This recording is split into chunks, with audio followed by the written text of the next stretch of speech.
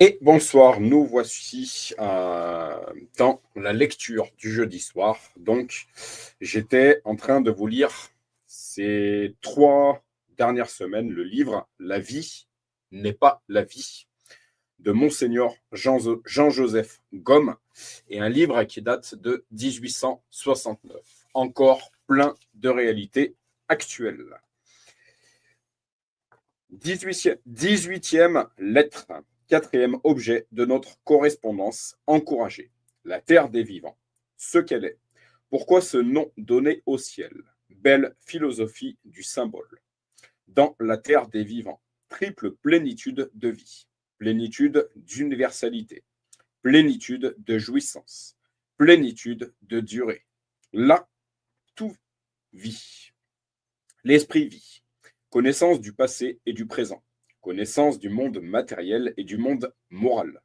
Connaissance instantanée et sans fatigue. Joie de l'esprit. Dans la terre des vivants, tout est lumière. Cher ami, nous avons étudié le côté triste et le côté sérieux de la vie. Pour achever de remplir mes promesses, il me reste à t'en montrer le côté consolant. La vie d'ici-bas a cela de consolant. Quel est le prix de la vraie vie? Donnez-moi un point d'appui, disait Archimède, et je soulèverai la terre. Le plus puissant moyen d'élever l'homme vers le ciel est de l'encourager à ne reculer devant rien pour en faire la conquête, consiste à lui montrer la vie qui l'attend au-delà du tombeau. Ce spectacle lui rend tout possible, tout facile. Une fois qu'il l'a entrevu, il aime à le revoir. Son bonheur est de monter fréquemment dans la terre des vivants, de courir familièrement par les places de la céleste Jérusalem, visitant les patriarches et les prophètes, saluant les apôtres, admirant l'armée des martyrs et des confesseurs, contemplant les cœurs des vierges. Entreprenons le même voyage. Déjà, nous savons que la mort n'est pas l'ouverture d'un noir précipice où nous tombons irrévocablement après avoir végété quelques années dans la vallée des larmes. La mort est une puissance amie. La mort est une puissance amie qui vient nous prendre dans ses bras pour nous transporter au sommet de la montagne des lumières, des félicités et de la vie. La mort n'est pas une fin finale, c'est un commencement. Ce n'est pas un couchant, c'est une aurore. Aurore, A-U-R-O-R-E. Mourir, c'est naître. Je répète, mourir, c'est naître. J'insiste sur cette pensée, la plus encourageante de toutes et la plus consolante pour ceux qui restent et pour ceux qui partent. Je relis cette phrase. Mourir, c'est naître. J'insiste sur cette pensée la plus encourageante de toutes et la plus consolante pour ceux qui restent et pour ceux qui partent. En tant que maître de cérémonie funéraire que je suis, c'est des choses que j'aime lire et que j'aime me rappeler et que j'aimerais rappeler à tous. Comme je disais, pas plus tard que ces derniers jours, auprès de ces familles que j'ai accompagnées, si on dit au revoir, en 2 mots, c'est qu'on se reverra. Adieu, retour à la patrie, à la Jérusalem céleste. Ainsi, mourir n'est pas mourir, c'est simplement changer de domicile. Je relis cette phrase. Mourir n'est pas mourir, c'est simplement changer de domicile. En quittant la terre, le chrétien ne quitte pas la vie, au contraire. Où va-t-il? Dans la terre des vivants. Dans la terre des vivants, toute la poésie, toute la philosophie, toute la rhétorique humaine pâlissent devant cette parole. Je n'en connais pas de plus riche, ni de plus ravissante. Qu'est-ce que la terre des vivants? C'est le ciel. Pourquoi le ciel est-il appelé la terre des vivants? Pour plusieurs raisons également dignes de la bonté et de la sagesse éternelle. La première par opposition à ce bas monde, si justement nommé la vallée des larmes et la terre des mourants. En effet, ici-bas, tout meurt et rien ne vit. Je relis. En effet, ici-bas, tout meurt et rien ne vit. Le ciel, au contraire, est le pays fortuné où tout vit et où rien ne meurt. Le ciel, au contraire, est le pays fortuné où tout vit et où rien ne meurt. La seconde, parce que l'homme, étant fait pour la vie, l'aime passionnément.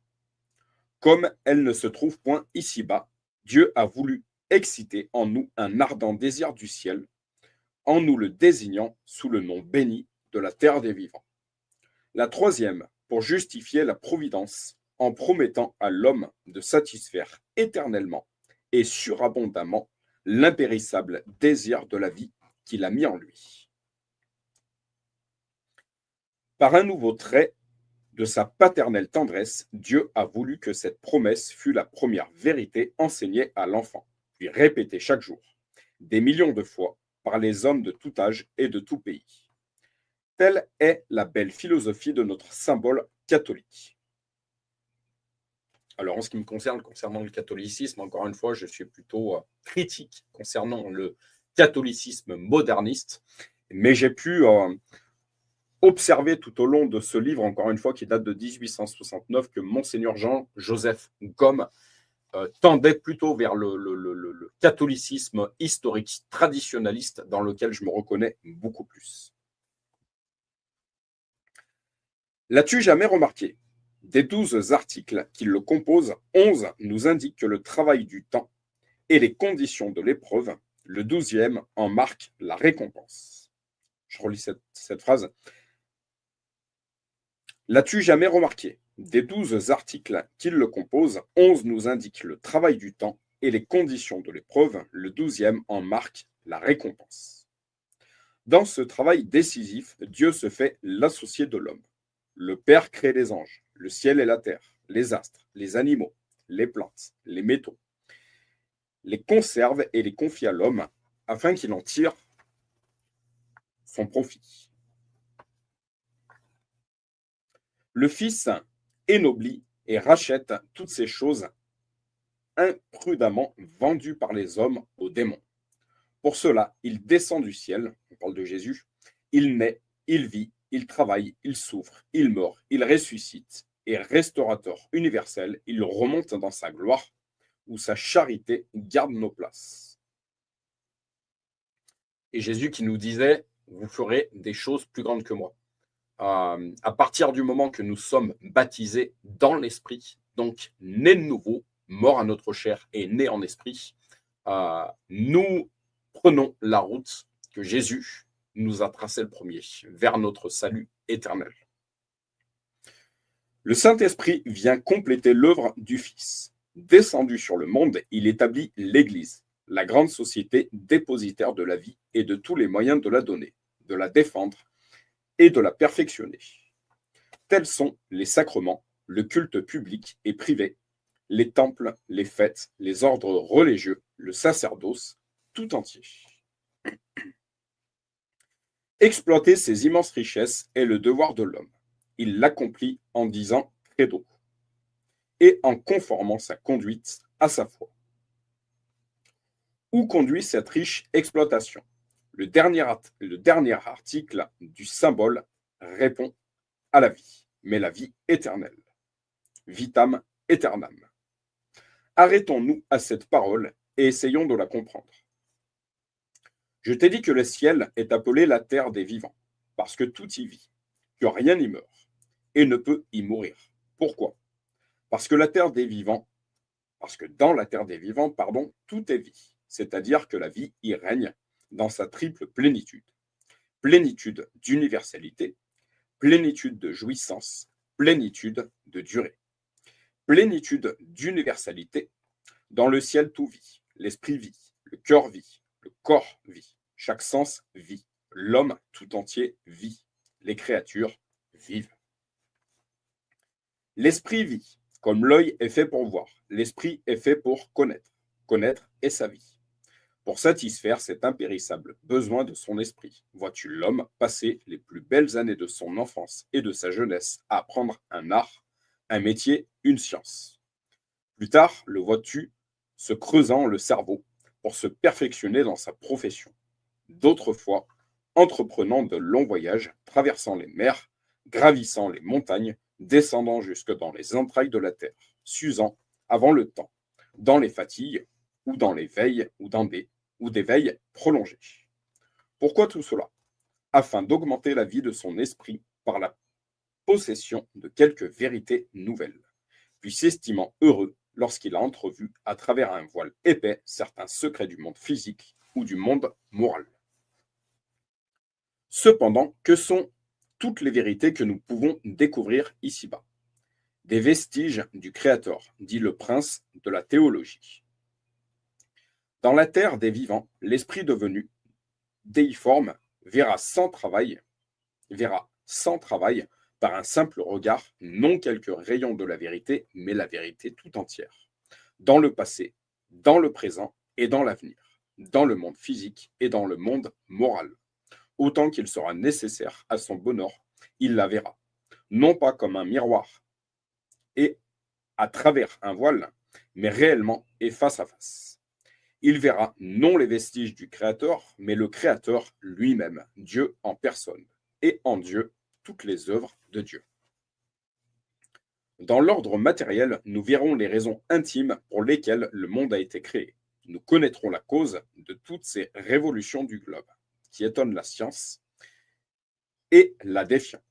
Pourquoi ont disparu les espèces gigantesques du règne animal et du règne végétal, dont les débris prodigieux estiment la magnificence du monde primitif?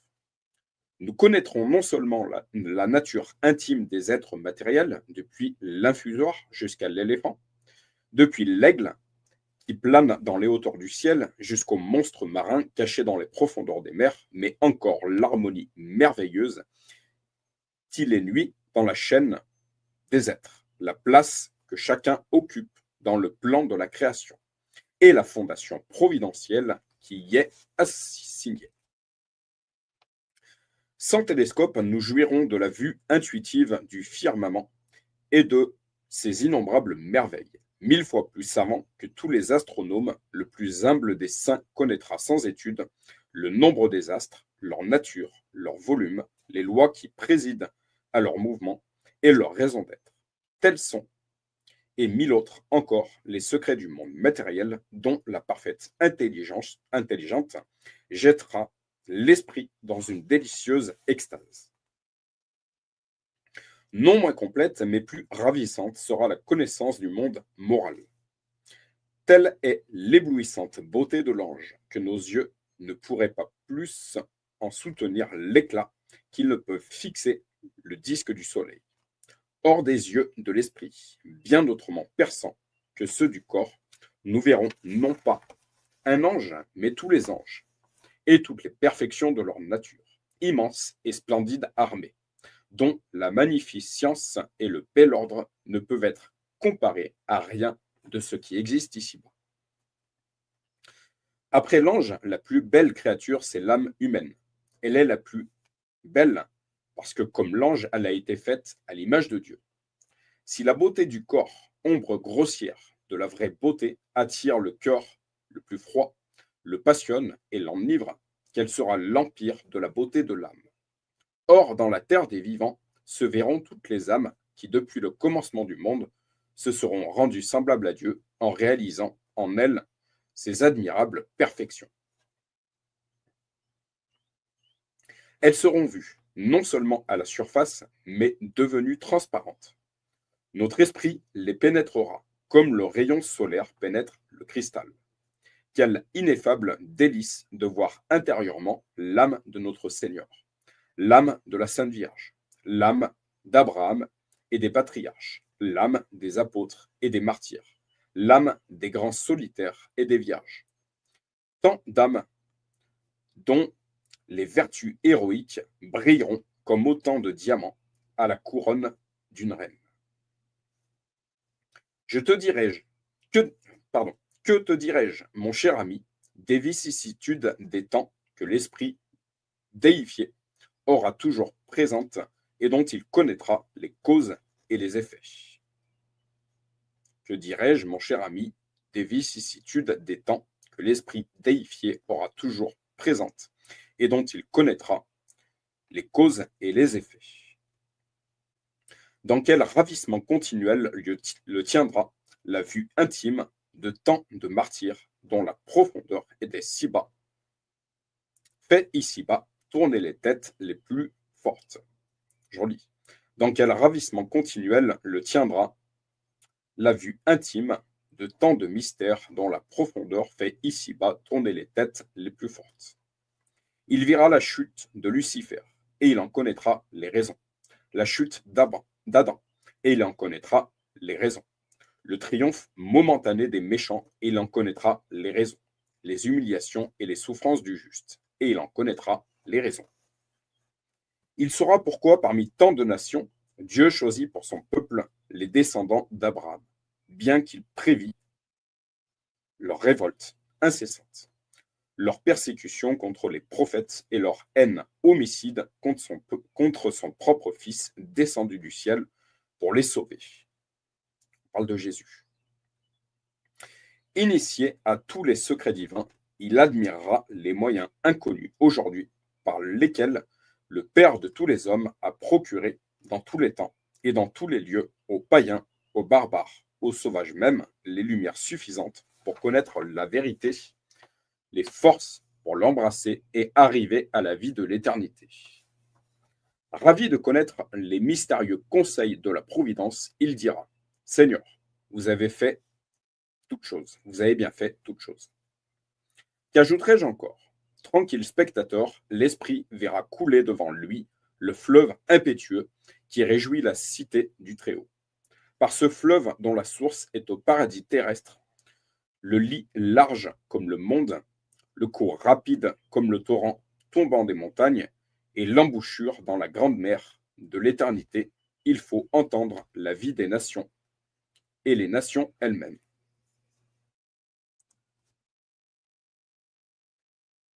D'un coup d'œil, l'habitant bienheureux de la terre des vivants embrassera toute l'histoire du genre humain, dans son ensemble et dans ses détails. Il assistera à l'élévation et à la chute des empires. Il en connaîtra les causes. Il verra comment toutes les monarchies de l'Ancien et du Nouveau Monde auront contribué, le sachant ou ne le sachant pas, le voulant ou ne le voulant pas, à l'établissement et au maintien du règne immortel du Rédempteur. Telle sera son extase en face de tant de vérités, qu'il en mourrait d'admiration s'il n'était revêtu d'une force surhumaine. Un seul mot t'exprimera toute ma pensée. Dans la terre des vivants, tout sera lumière. Lumière intellectuelle et lumière physique. Lumière immense. Lumière sans ombre. Lumière sans intermittence. Lumière 1000 fois plus éclatante que celle du soleil et de tous les astres réunis. Le foyer de cette lumière sera Dieu lui-même et notre Seigneur, le puissant réflecteur qui te projettera à flot dans toute l'étendue de la cité bienheureuse. Ainsi, dans la terre des vivants, plénitude de vie pour l'esprit, plénitude instantanée et toujours nouvelle, car dans cet océan sans limite et sans fond de lumière et de vérité, l'esprit découvrira toujours, sans pouvoir jamais arriver à la dernière, des lumières nouvelles et des vérités nouvelles. Et nous, qui depuis l'enfance jusqu'à la vieillesse, luttons avec tant de peine et si peu de succès contre les ténèbres et l'ignorance et de l'erreur, nous ne désirerions pas aller dans le pays de la lumière et nous plaindrions ceux qui nous y précèdent. Je relis. Et nous, qui depuis l'enfance jusqu'à la vieillesse, luttons avec tant de peine et si peu de succès contre les ténèbres de l'ignorance et de l'erreur, nous ne désirions pas aller dans le pays de la lumière et nous plaindrions ceux qui nous y précèdent. À demain, la vie du cœur. Tout à toi. 19e lettre. Dans la terre des vivants, le cœur vit. Aimer et être aimé. Vie du cœur. Ce que le cœur aimera et ce dont il sera aimé. Dieu, la Sainte Vierge, les anges, les saints, nos parents et nos amis. Puissance et délice de cet amour. Dans la terre des vivants, le corps vit. Qualité des corps glorieux. Impassibilité, subtilité, agilité, clarté. Explication des deux premières qualités. bonheur ou vie qui en résultera. Cher ami, dans la terre des vivants, le cœur comme l'esprit vit de la plénitude de la vie. Vivre pour le cœur, c'est aimer et être aimé. Aimer le vrai, le beau, le bon. L'aimer comme s'il doit être aimé. L'aimer et en être aimé, sans crainte de voir diminuer l'amour réciproque. Telle est la vie du cœur. Qui dira ce que fait l'homme pour contenter cet impérieux besoin de son être? Veille, sacrifice, travaux, dangers, privations, la vie môme. Rien ne lui coûte. Que dis-je? Tout lui paraît doux, pourvu qu'il soit aimé. À tout ce qui se présente, il offre son amour, à l'or, à l'argent, à ses semblables, aux animaux eux-mêmes, heureux quand on veut bien l'accepter et lui rendre cœur pour cœur. Le seuil de la cité bienheureuse est à peine franchi que le cœur se trouve en face de la vérité vivante. Je relis. Le seuil de la cité bienheureuse est à peine franchi que le cœur se trouve en face de la vérité vivante, de la beauté vivante, de la bonté vivante, source inépuisable de toute vérité, de toute beauté, de toute bonté. Aussitôt s'accomplit un mystère d'ineffable volupté. Le cœur de l'homme se perd dans le cœur de Dieu, et le cœur de Dieu se verse dans le cœur de l'homme. Tous deux obéissent à cette attraction mystérieuse qui est le charme de l'amitié, et dont la puissance, même ici-bas, est telle sur certains cœurs, qu'ils semblent faire effort pour briser leurs liens et aller se joindre l'un à l'autre. Je relis. Aussitôt s'accomplit un mystère d'ineffable volupté. Le cœur de l'homme se perd dans le cœur de Dieu, et le cœur de Dieu se verse dans le cœur de l'homme. Tous deux obéissent à cette attraction mystérieuse qui est le charme de l'amitié, et dont la puissance même ici-bas est telle sur certains cœurs qui semblent faire effort pour briser leurs liens et aller se joindre l'un à l'autre. Dans le ciel, cette sympathie sera plus forte encore et plus délicieuse. Elle ira, pour ainsi dire, jusqu'à nous transformer en Dieu, tellement que nous serons, suivant l'expression de Saint Jean, consommés en lui, semblables à lui. Consommés dans le Père qui est la puissance infinie, consommés par le Fils qui est la sagesse infinie, consommés dans le Saint-Esprit qui est l'amour infini. Ça me fait penser à ce verset que je voulais citer. L'amour de Dieu est déversé en nous par le Saint-Esprit. Conçois-tu un pareil bonheur, une pareille vie? Non seulement nous aimerons Dieu et nous serons aimés de lui, mais nous aimerions tout ce qu'il y a de plus aimable après Dieu, et nous en serons aimés. Non seulement nous aimerons Dieu et nous serons aimés de lui, Dieu nous appelle ses bien-aimés, parce qu'il sait bien aimer. L'amour humain est parfois imparfait. L'amour de Dieu, lui, est parfait.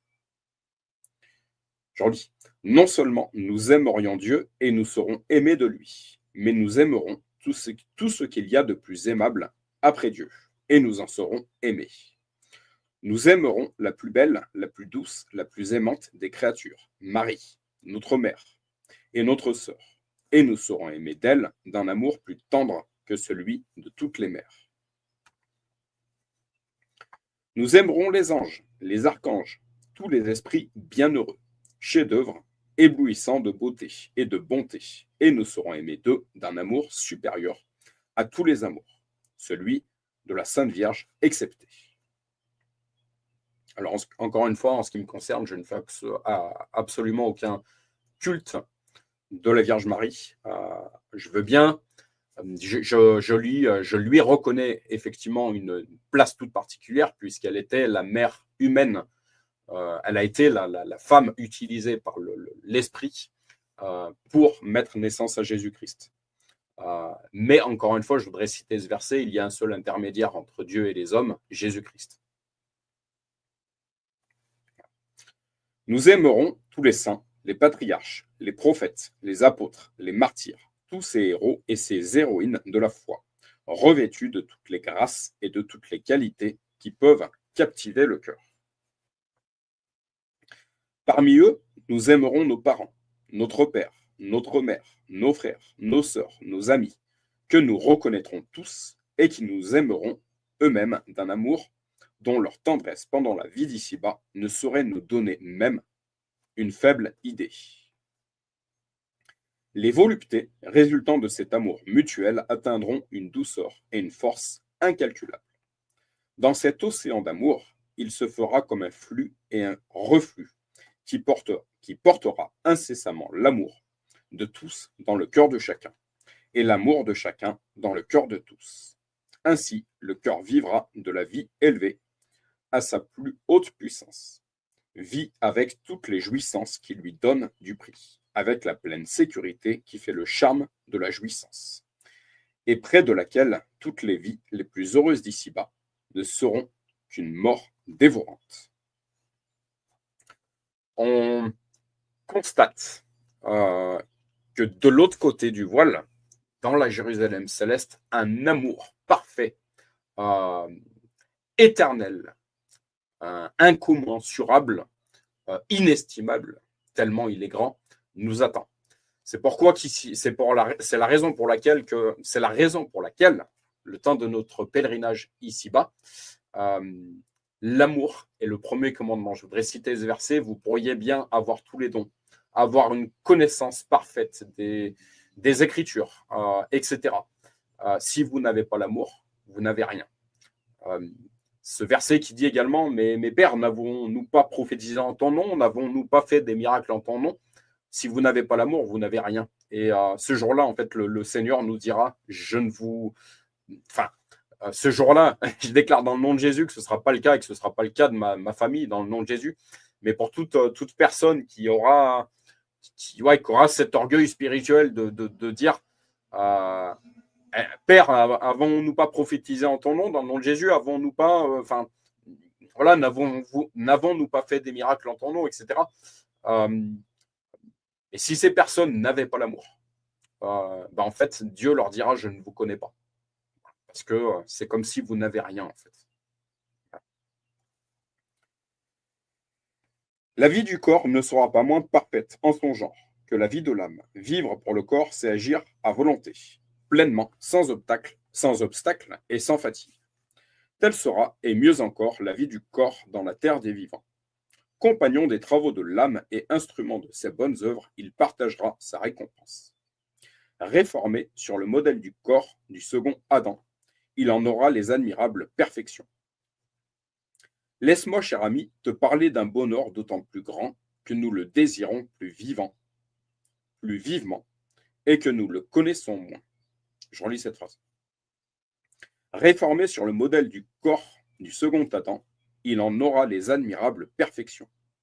Laisse-moi, cher ami, te parler d'un bonheur d'autant plus grand que nous le désirons plus vivement et que nous le connaissons moins. Je voudrais rappeler ce verset biblique. Il faut que ce corps corruptible revête l'incorruptibilité. Il faut que, alors même que mon homme extérieur se détériore de jour en jour, mon homme intérieur, homme spirituel, se renouvelle de jour en jour. Voilà, il faut se le rappeler continuellement. Notre véritable identité, encore une fois, elle est spirituelle, elle n'est pas charnelle. Si par un seul homme, Adam, beaucoup ont chuté, la chair, par un seul homme, Jésus-Christ, seul intermédiaire entre Dieu et les hommes, Jésus est venu nous tracer un chemin par la crucifixion de sa chair. Il est venu nous ouvrir un chemin vers la vie éternelle. Que son nom soit loué de siècle en siècle. Amen.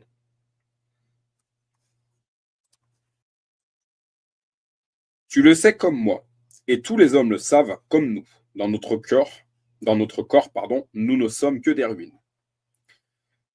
Les pères de notre race, Adam et Ève, étaient les plus magnifiques créatures du monde visible.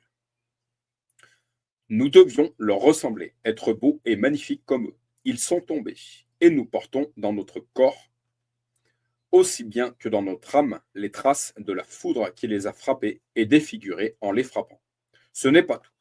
Le peu de vie corporelle qui nous est resté, nous le perdons sans cesse, par toutes les pores. Or, dans la terre des vivants, tout sera vie. Plus de mort, ni totale ni partielle, plus de souffrance, plus de faiblesse, plus de déperdition, plus d'influence extérieure contraire à la pleine jouissance. Plus de nuit, plus d'orage, plus de neige, plus de pluie, plus de vent désagréable. Notre corps possédant toute son intégrité sera doué de 4 qualités qui lui assureront à jamais la plénitude de la vie. L'impassibilité, la subtilité, l'agilité, la clarté. Ce verset biblique qui nous dit dans la patrie céleste, il n'y aura plus de deuil, plus de mort, plus de cris, plus de maladie, plus de tout ça. Ceci est de foi. Nous attendons du ciel, dit saint Paul, le Sauveur, notre Seigneur Jésus-Christ, qui reformera notre corps misérable sur le modèle de son corps glorieux.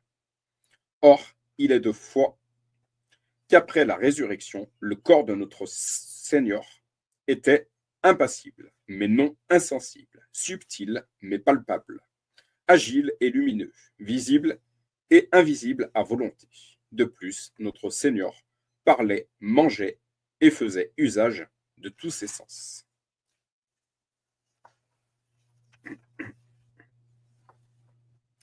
Et quoi s'écrit là dessus saint Jean Chrysostome, à ce corps qui est assis à la droite du Père, notre corps sera semblable à ce corps que les anges adorent pénétrer de respect à ce corps élevé au-dessus de toutes les principautés, de toutes les puissances et de toutes les vertus. Notre corps sera semblable.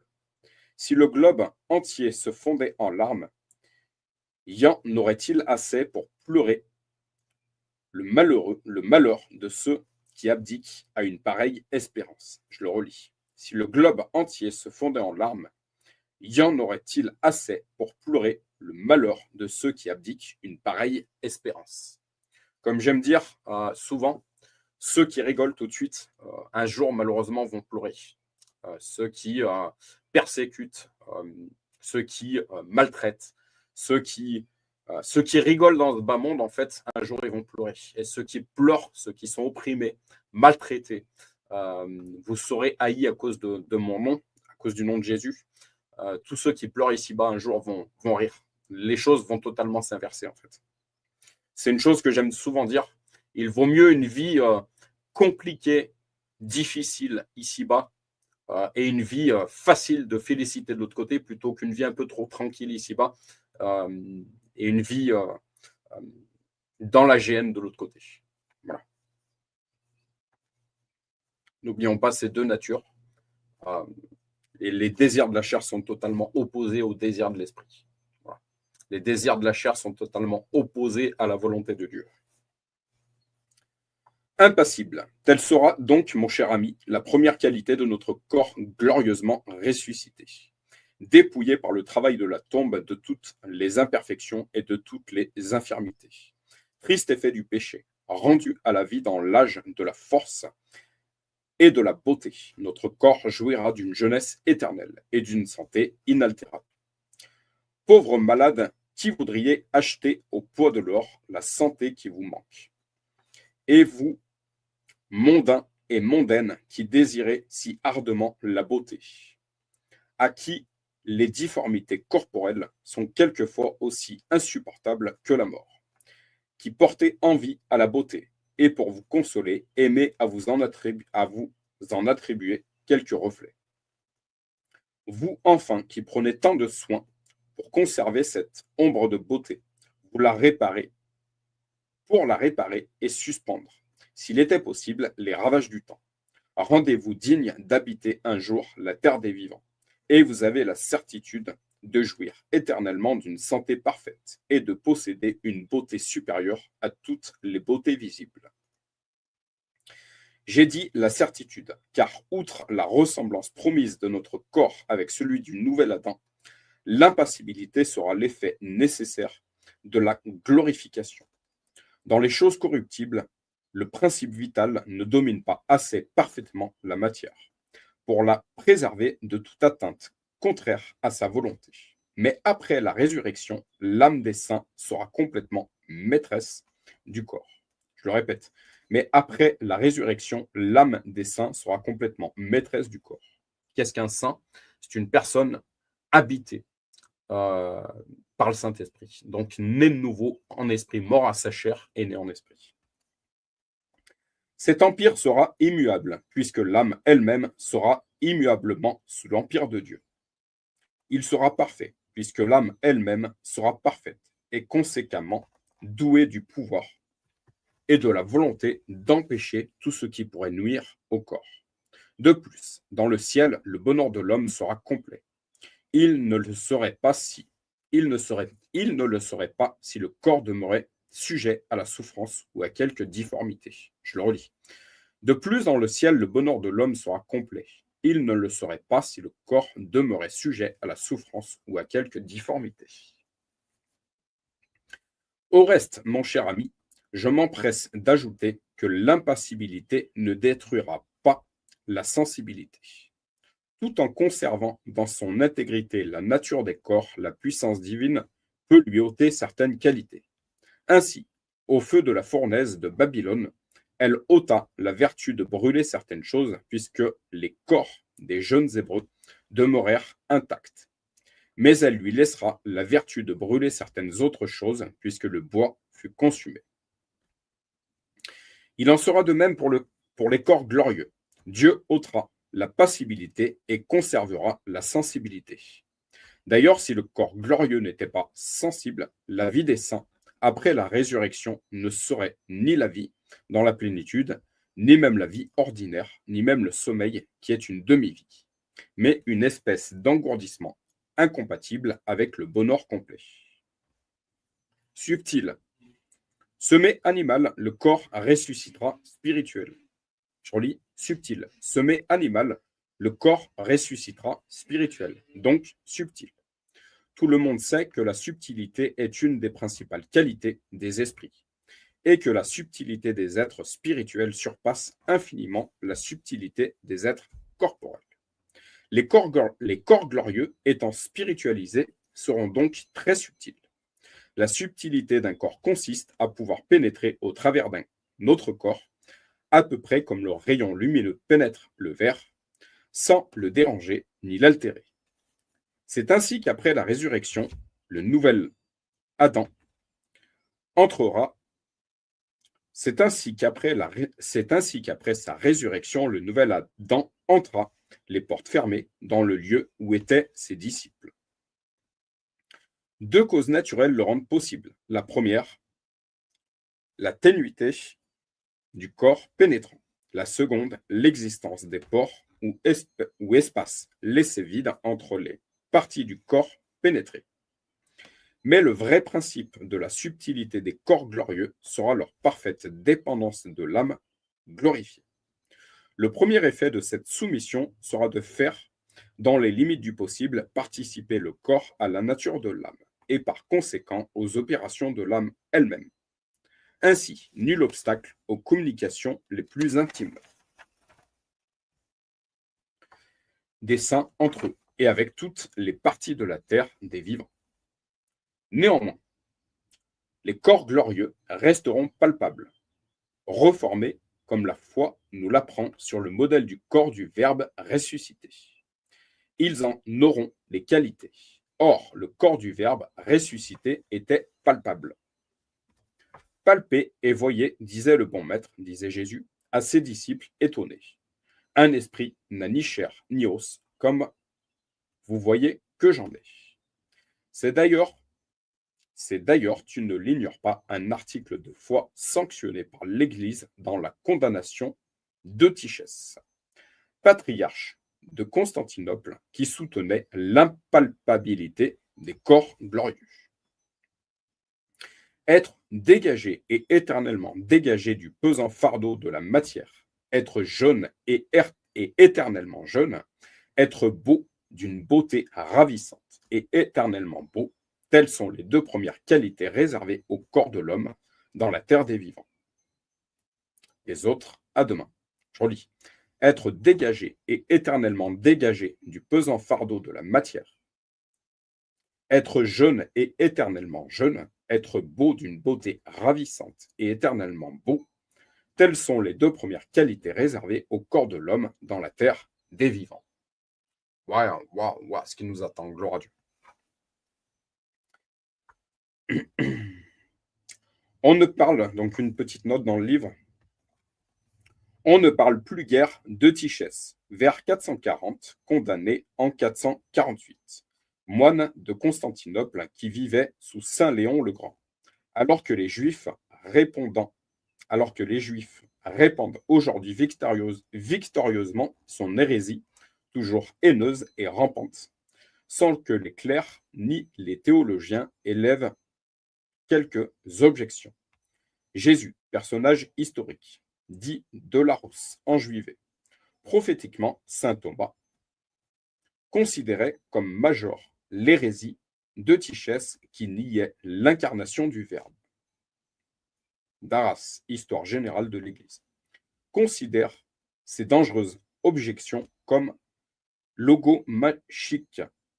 Nous pensons que c'est saint Thomas qui voyait juste en dénonçant l'œuvre de la gnose derrière Eutychès. Ce dernier niait à ce point le Christ qu'il soutenait. Voilà bien la gnose que la personne humaine de Jésus avait été absorbée par la nature divine du Fils de Dieu. Il est difficile d'être plus spécieux et l'on se demande s'il comprenait lui-même ce qu'il dit. Le propos d'un hérétique est moins de convertir les âmes à ses erreurs que de troubler les esprits. Avancez donc qu'il y a un problème réel et sérieux, à savoir si c'est la poule ou l'œuf qui ont commencé. Vous trouverez tout de suite des sots qui se creuseront la cervelle. Infinitus est stultorum numerus. 20e lettre. Troisième qualité des corps glorieux, l'agilité. En quoi elle consiste? Bonheur qu'elle procure. Le monde actuel la désire ardemment. Quatrième qualité des corps glorieux, la clarté. Preuve de la clarté des corps glorieux. D'où elle viendra? Glorification ou vie de toutes les créatures. Passage de Saint Paul. Enseignement de Saint Thomas, de Saint Jérôme, de Saint Augustin et des autres pères. Lumière et incorruptibilité des créatures. Cher ami, en choisissant le blé destiné à la semence, le laboureur peut se dire avec une certaine tristesse: encore un peu de temps, et ces beaux grains jetés dans la terre vont se déformer et pourrir. Mais la foi qu'il inspire, car semer est un acte de foi, lui dicte cette réponse. Encore un peu de temps, et ces grains transformés reparaîtront en moissons dorées, qui seront ma joie et ma richesse, et ils sèment avec confiance. Cher ami, nous sommes le blé du bon Dieu. Quand je regarde mon corps, mes pieds et mes mains, je me dis tristement: demain, ces membres enfouis dans la terre seront la pâture des vers, objet d'aurore, même pour mes parents les plus proches et pour mes plus intimes amis. Mais j'ajoute avec une indicible joie: après-demain, ces membres transformés seront beaux, d'une ravissante et éternelle beauté. De cette pensée naît le désir d'habiter la terre des vivants. Ce désir, qui est aussi le tien, deviendra plus vif lorsque tu connaîtras les autres qualités des corps glorieux. L'agilité. Agile veut dire facile au mouvement. Dans les corps glorieux, l'agilité est la conséquence nécessaire de la spiritualité. L'âme est unie au corps, non seulement comme principe vital, mais comme principe moteur. Sous l'un et l'autre aspect, le corps glorifié lui sera parfaitement soumis. En tant que principe vital, l'âme lui communiquera une qualité spéciale, la subtilité. En tant que principe moteur, elle lui communiquera l'extrême facilité de mouvement, qu'on appelle l'agilité. Au lieu d'être un fardeau, le corps sera pour l'âme ce que les ailes sont à l'oiseau. pouvoir se transporter sans fatigue aucune et dans un instant imperceptible, quelle que soit la distance d'un lieu à un autre, et avec la même promptitude revenir au point de départ. Telle sera la délicieuse prérogative des corps glorieux. Je dis délicieuse, car de toutes les qualités des corps, l'agilité est celle que le monde actuel, obéissant à je ne sais quel mystérieux instinct, semble rechercher avec le plus d'ardeur. Il ne veut plus de distance. Le poids de la matière le gêne, à tout prix. À tout prix, il veut s'en affranchir. Son génie est mis à contribution, et d'étonnants prodiges couronnent ses efforts. La vapeur lui prête sa force incalculable, l'électricité sa rapidité merveilleuse. Les montagnes s'abaissent devant lui, ou bien ouvrent leurs flancs pour lui donner passage, et en quelques heures, il franchit des espaces immenses. Il aspire à faire le tour du monde avec la promptitude de la pensée, et les succès qu'il a réalisés et ceux qu'il rêve lui procurent une incroyable jouissance. Il aspire à faire le tour du monde avec la promptitude de la pensée, et les succès qu'il a réalisés et ceux qu'il rêve lui procurent une incroyable jouissance. Faible image de la rapidité avec laquelle l'âme, libre de toute entrave, nous transportera d'un bout à l'autre de la terre des vivants. C'est un petit peu ce que font les réseaux sociaux, en fait, aujourd'hui. Ce que l'intelligence artificielle, etc., les réseaux sociaux, dans ce monde, ben, ils cherchent à nous connecter les uns les autres d'un bout de la Terre à l'autre avec une extrême rapidité. Voilà. D'où on doit également alerter cette intelligence face au danger de cette intelligence artificielle. Parfois, alors oui, il y a de bonnes choses, mais il y a des choses qui sont un peu moins bonnes, en fait. Comme j'aime dire, le problème n'est pas l'outil, mais c'est celui qui s'en sert. En fait. Et il y a des personnes malveillantes, en fait, qui cherchent justement à prendre la place de Dieu, en fait, qui cherchent à être encore plus puissantes. Ces personnes malsaines cherchent à être beaucoup plus puissantes et encore plus grandes que Dieu, en fait. Mais rien ne surpasse Dieu. Dieu est souverain sur toute chose. Arrêtez. Sachez que je suis Dieu, maître des nations. Attention au piège. Loin donc de toi, cher ami, la pensée que nous serons dans le ciel comme des statues dans des niches. Rien de plus agile que l'esprit. Dieu est l'esprit par excellence. Unis à lui, de la manière la plus intime, nous participerons à tous ses attributs. Ainsi, le mouvement et l'agilité d'ici-bas sont à peine une ombre grossière du mouvement et de l'agilité qui régneront dans la cité bienheureuse, où Dieu sera tout en tous. Donc, je lis une petite note.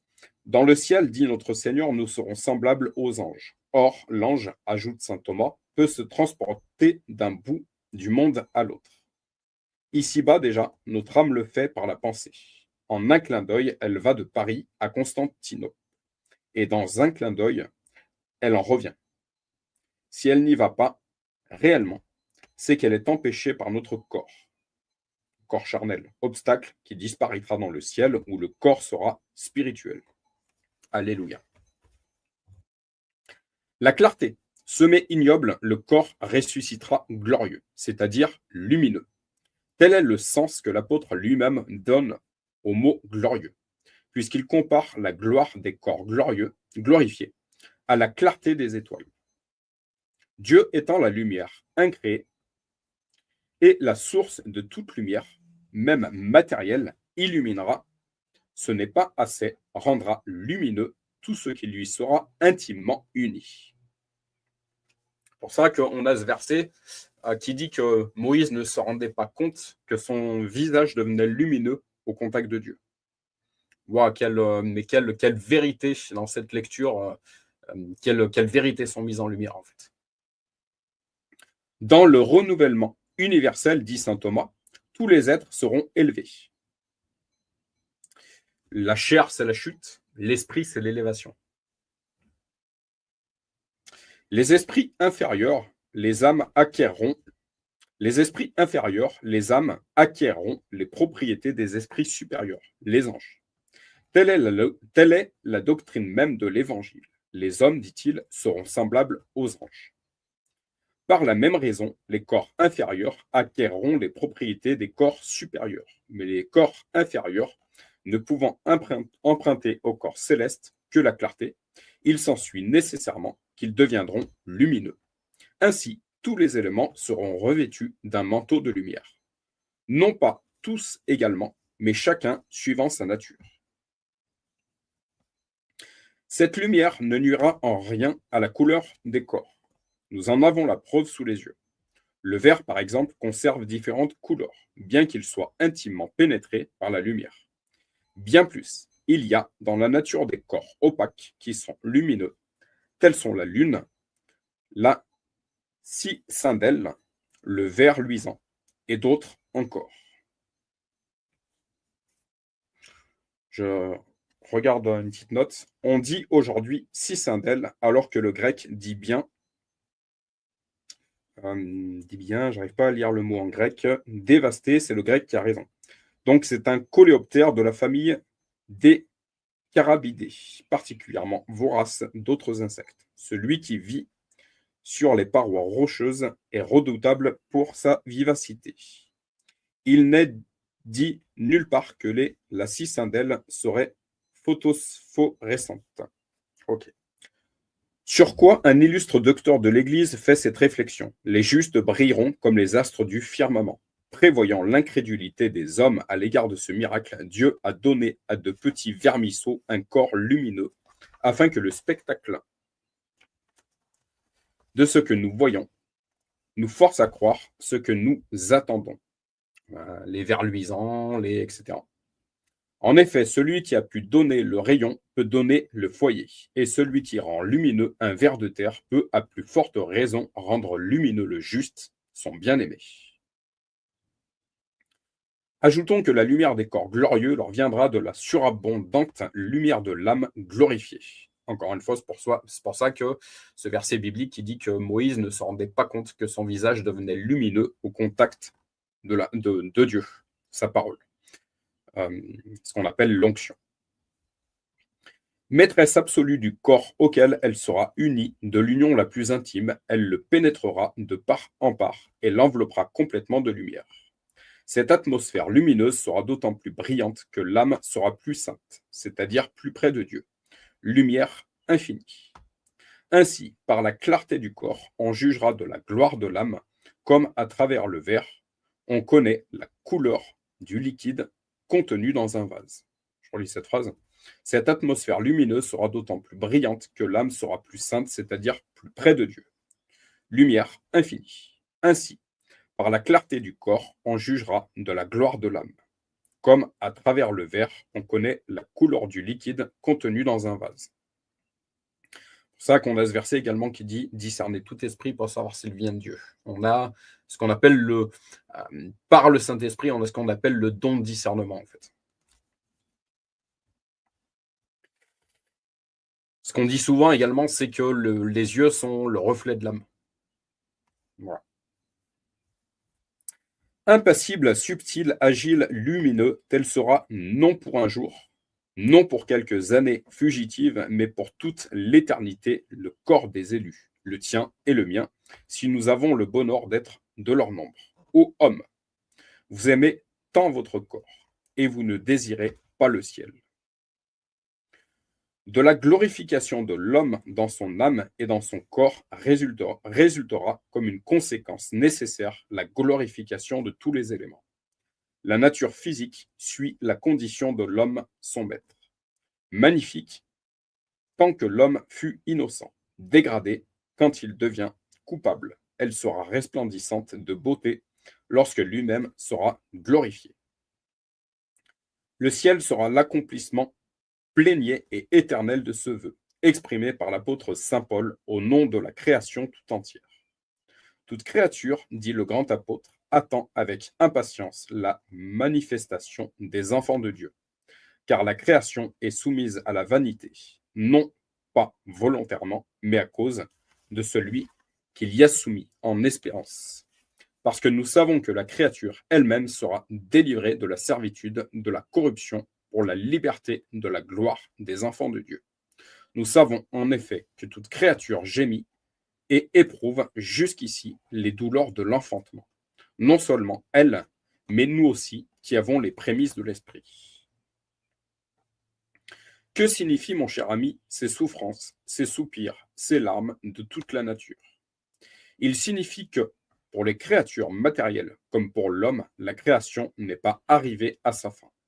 Il signifie que, s'il n'y en avait pas une autre, la vie d'ici-bas serait une amère ironie. Je relis cette phrase. Il signifie que pour les créatures matérielles comme pour l'homme, la création n'est pas arrivée à sa fin. Il signifie que s'il n'y en avait pas une autre, la vie d'ici-bas serait une amère ironie. Il signifie que la création tout entière aspire non à sa destruction, mais à son renouvellement, et qu'à sa manière, elle adresse à Dieu, comme l'homme lui-même, cette demande. Du Pater, que votre règne arrive. Tout être, dit saint Thomas, répugne invinciblement à sa destruction. En désirant avec ardeur la fin de ce monde, les créatures ne désirent donc pas leur anéantissement, mais leur délivrance et leur rénovation. De là, les docteurs concluent très logiquement que les créatures ne seront pas détruites, mais purifiées par le feu du dernier jour, comme l'or n'est pas détruit en passant au creuset, mais rendu plus pur et plus brillant. Le raisonnement des pères et des théologiens est fondé sur de solides raisons. L'Écriture y est très favorable. Nulle part, elle ne fait entendre que Dieu doive anéantir aucun de ses ouvrages. Elle dit au contraire que tous, sans exception, subsisteront à perpétuité, éternellement et au siècle des siècles. Que c'est une loi et que cette loi ne sera jamais ni rapportée ni violée. Parlant en particulier de la destinée réservée aux cieux et à la terre au dernier jour, elle s'exprime ainsi. Voici que j'ai créé des cieux nouveaux et une terre nouvelle, et j'ai vu le ciel nouveau et la terre nouvelle. Sur quoi saint Jérôme fait cette remarque. L'Écriture ne dit pas d'autres cieux, d'autres terres, mais de nouveaux cieux et une nouvelle terre, pour marquer le changement en mieux des anciens. Saint Augustin est encore plus explicite. Le feu qui brûlera le monde au dernier jour, dit le grand docteur, changera les qualités des éléments corruptibles. Et ce qui convenait à nos corps, sujet à la corruption, sera remplacé par d'autres qualités qui conviennent à nos corps devenus incorruptibles. En sorte que le monde ainsi renouvelé se trouvera en harmonie avec la nature des hommes ressuscités. À l'époque du jugement dernier, le ciel et la terre seront renouvelés. Ils passeront, mais ils ne périront pas. Même enseignement dans saint Grégoire le Grand, saint Épiphane, Proclus, Méthodius, saint Thomas, Ecuménius, quand l'Écriture dit le premier parle de nouveaux cieux et la terre nouvelle, elle n'entend pas que Dieu en créera de nouveaux, mais qu'il renouvellera les anciens. Et le dernier, de même que nous faisons passer les métaux par le feu, sans avoir nulle envie de les détruire, ainsi Dieu fera passer le monde par le feu, mais il ne le détruira pas, ce qu'on appelle le feu de l'esprit. La glorification future de la nature entière est certaine, mais tu me demandes en quoi elle consistera. Laisse-moi te répondre par la bouche de nos illustres maîtres. La création souffre cruellement, dit saint Chrysostome, et attend avec impatience les biens qui nous sont promis. À cause de vous, la nature est devenue corruptible, mais vous ne lui avez point fait de tort, car pour vous, elle deviendra de nouveau incorruptible. Elle sera délivrée et participera à la beauté de votre corps. De même que vous, devenant corruptible, elle aussi est devenue corruptible. Ainsi, lorsque vous serez rendu incorruptible, elle-même le redeviendra. Comme la nourrice d'un enfant royal, lorsque le jeune prince est monté sur le trône paternel, jouit de sa gloire et de son bonheur. La nature participera à vos brillantes prérogatives. Participer à la gloire du corps de l'homme et à son incorruptibilité. Telle sera donc la glorification de la nature. Dans la terre des vivants, le corps de l'homme sera lumineux. La nature elle-même sera lumineuse. En effet, les éléments du corps de l'homme seront lumineux. Or, ces éléments sont pris dans les trois règnes de la nature, le minéral, le végétal et l'animal. Donc, à moins d'une anomalie qui répugne la condition du tout suivra la condition des parties. Et toute la création matérielle deviendra lumineuse. C'est le raisonnement de saint Thomas. De plus, Dieu lui-même nous a révélé que la lumière de la lune sera comme la lumière du soleil, et que la lumière du soleil sera 7 fois plus grande qu'elle est aujourd'hui. Comme le soleil et la lune, qui en formant la plus noble portion, le firmament tout entier sera renouvelé. Il ne peut l'être qu'en acquérant une plus grande clarté, attendu que la clarté est sa beauté principale. La Terre elle-même et les autres éléments matériels participeront à la clarté du ciel. En voici la raison. De même, continue le docteur Angélique, qu'il existe un ordre hiérarchique entre les esprits supérieurs et les esprits inférieurs. Il en existe un entre les corps célestes et les corps terrestres. Or, dans le renouvellement universel, les âmes humaines acquerront les propriétés des anges. Par la même raison, les corps inférieurs acquerront les propriétés des corps supérieurs. Mais les corps inférieurs ne pouvant emprunter au corps céleste que la clarté, il s'ensuit nécessairement qu'ils deviendront lumineux. De plus, le renouvellement du monde aura pour but de mettre l'homme en état de découvrir par ses sens, dans les créatures corporelles, les indices manifestes de la divinité. Or, de tous nos sens, le plus subtil et le plus pénétrant, c'est la vue.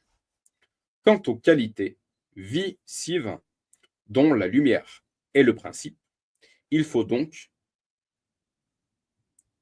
que les corps inférieurs soient améliorés. Il en résulte que tous les éléments seront revêtus comme d'un manteau de lumière, non pas également éclatant pour tous, mais suivant la nature de chaque corps.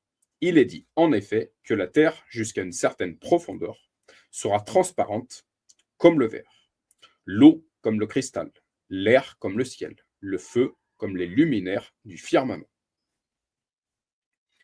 À cette gloire indicible participeront les plantes, les arbres et tous les êtres conservés par la sagesse infinie pour le bonheur de l'homme. C'est pourquoi, dit un savant commentateur, le fleuve du paradis, les arbres et les fruits dont il est parlé dans l'Écriture peuvent se prendre à la lettre. C'est pourquoi, dit un savant commentateur, le fleuve du paradis, les arbres et les fruits dont il est parlé dans l'Écriture peuvent se prendre à la lettre. Et pourquoi non?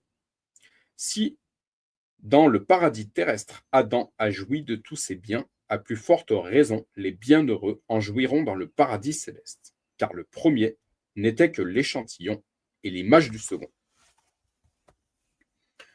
Au raisonnement s'ajoute un fait dont l'authenticité n'a jamais été contestée. L'an 304, au plus fort de la persécution de Dioclétien, une vierge chrétienne nommée Dorothée fut conduite au tribunal de Sapricius, gouverneur de Césarée, en Cappadoce. C'était le 6e jour de février. Le froid était vif et la terre couverte de neige. Sur son refus de sacrifier aux idoles, l'épouse du Verbe incarné est étendue sur le chevalet. Calme au milieu des tortures, elle dit au juge : « Hâte-toi de faire ce que tu veux, afin que tes supplices soient la route qui me conduit à mon époux. Je l'aime et ne te crains pas. Je désire même les tourments. Mon époux m'appelle. » C'est par ces souffrances courtes et légères que nous allons au paradis des délices, où sont des pommes d'une merveilleuse beauté, des roses, des lys, des lys et des fleurs innombrables, qui jamais ne se flétrissent, des sources d'eau vive qui jamais ne tarissent, et dont les saints jouissent avec bonheur, plein d'allégresse, dans le Christ. Concernant l'époux, il est dit que Jésus est notre époux.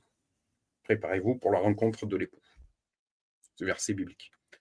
À ces mots, l'assesseur du juge, un lettré, un renan de l'époque, nommé Théophile, s'adresse à la sainte et lui dit en ricanant: Envoie-moi des pommes du jardin de ton époux, lorsque tu y seras arrivé. Je le ferai, répond la jeune martyre. N'oublie pas, cher ami, qu'on était au cœur de l'hiver. Le bourreau s'empare de la victime et lui tranche la tête. Cependant, Théophile était rentré chez lui et, s'applaudissant de sa plaisanterie, la racontait à ses amis avec force, moquerie, à l'adresse des stupides chrétiens. À raconter à ses amis avec force, moquerie, à l'adresse des stupides chrétiens. Tout à coup apparaît un jeune enfant d'une beauté ravissante, portant dans le pli de sa robe 3 pommes magnifiques et 3 roses d'un éclat et d'une fraîcheur incomparable. Voilà, dit-il à Théophile, que la Sainte Vierge Dorothée a promis de vous envoyer du paradis de son époux. Théophile, stupéfait, reçoit dans ses mains les pommes et les roses et s'écrie: Vraiment, le Christ est Dieu, le Dieu qui ne trompe pas. En faisant cette profession de foi, Théophile a prononcé son arrêt de mort. Dénoncé comme chrétien, il est arrêté, conduit au supplice et devient le glorieux martyr Saint Théophile. Or, comme jamais, homme ne s'est fait couper le cou pour un symbole. Il en résulte que les pommes et les roses étaient bien réellement des pommes et des roses. Comment jouirons-nous des nouveaux cieux et de la nouvelle terre? Tel sera le sujet de mes dernières lettres. Tout à toi.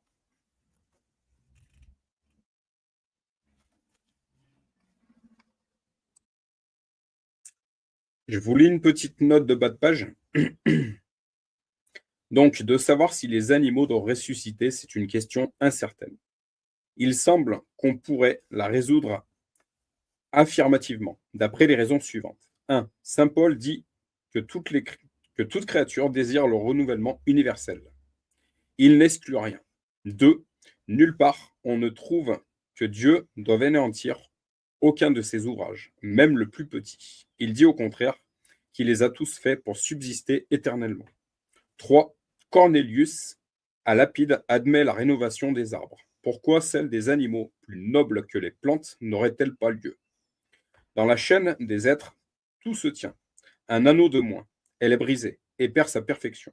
Dans quel état les animaux subsisteront-ils? Tous les individus de chaque espèce ressusciteront-ils? Ou seulement des types de chaque espèce, figurés par ceux qui furent conservés dans l'arche de Noé? Que les maîtres répondent.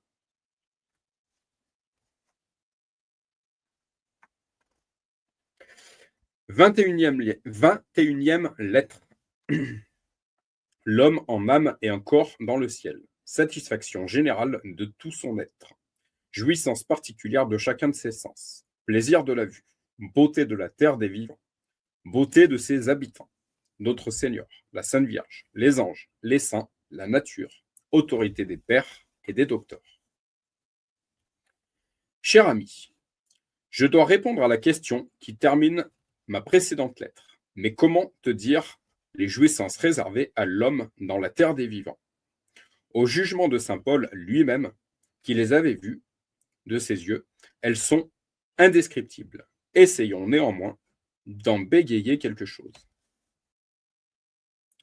Je t'ai parlé déjà des félicités de l'âme. Reste celle du corps.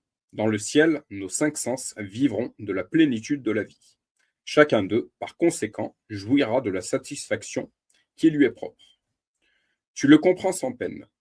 D'une part, après la résurrection, l'homme sera dans le ciel, non tronqué ou amoindri, mais intègre et perfectionné dans tout son être. D'autre part, comme l'esprit et le cœur, les sens ne seront pas seulement en puissance, mais en acte.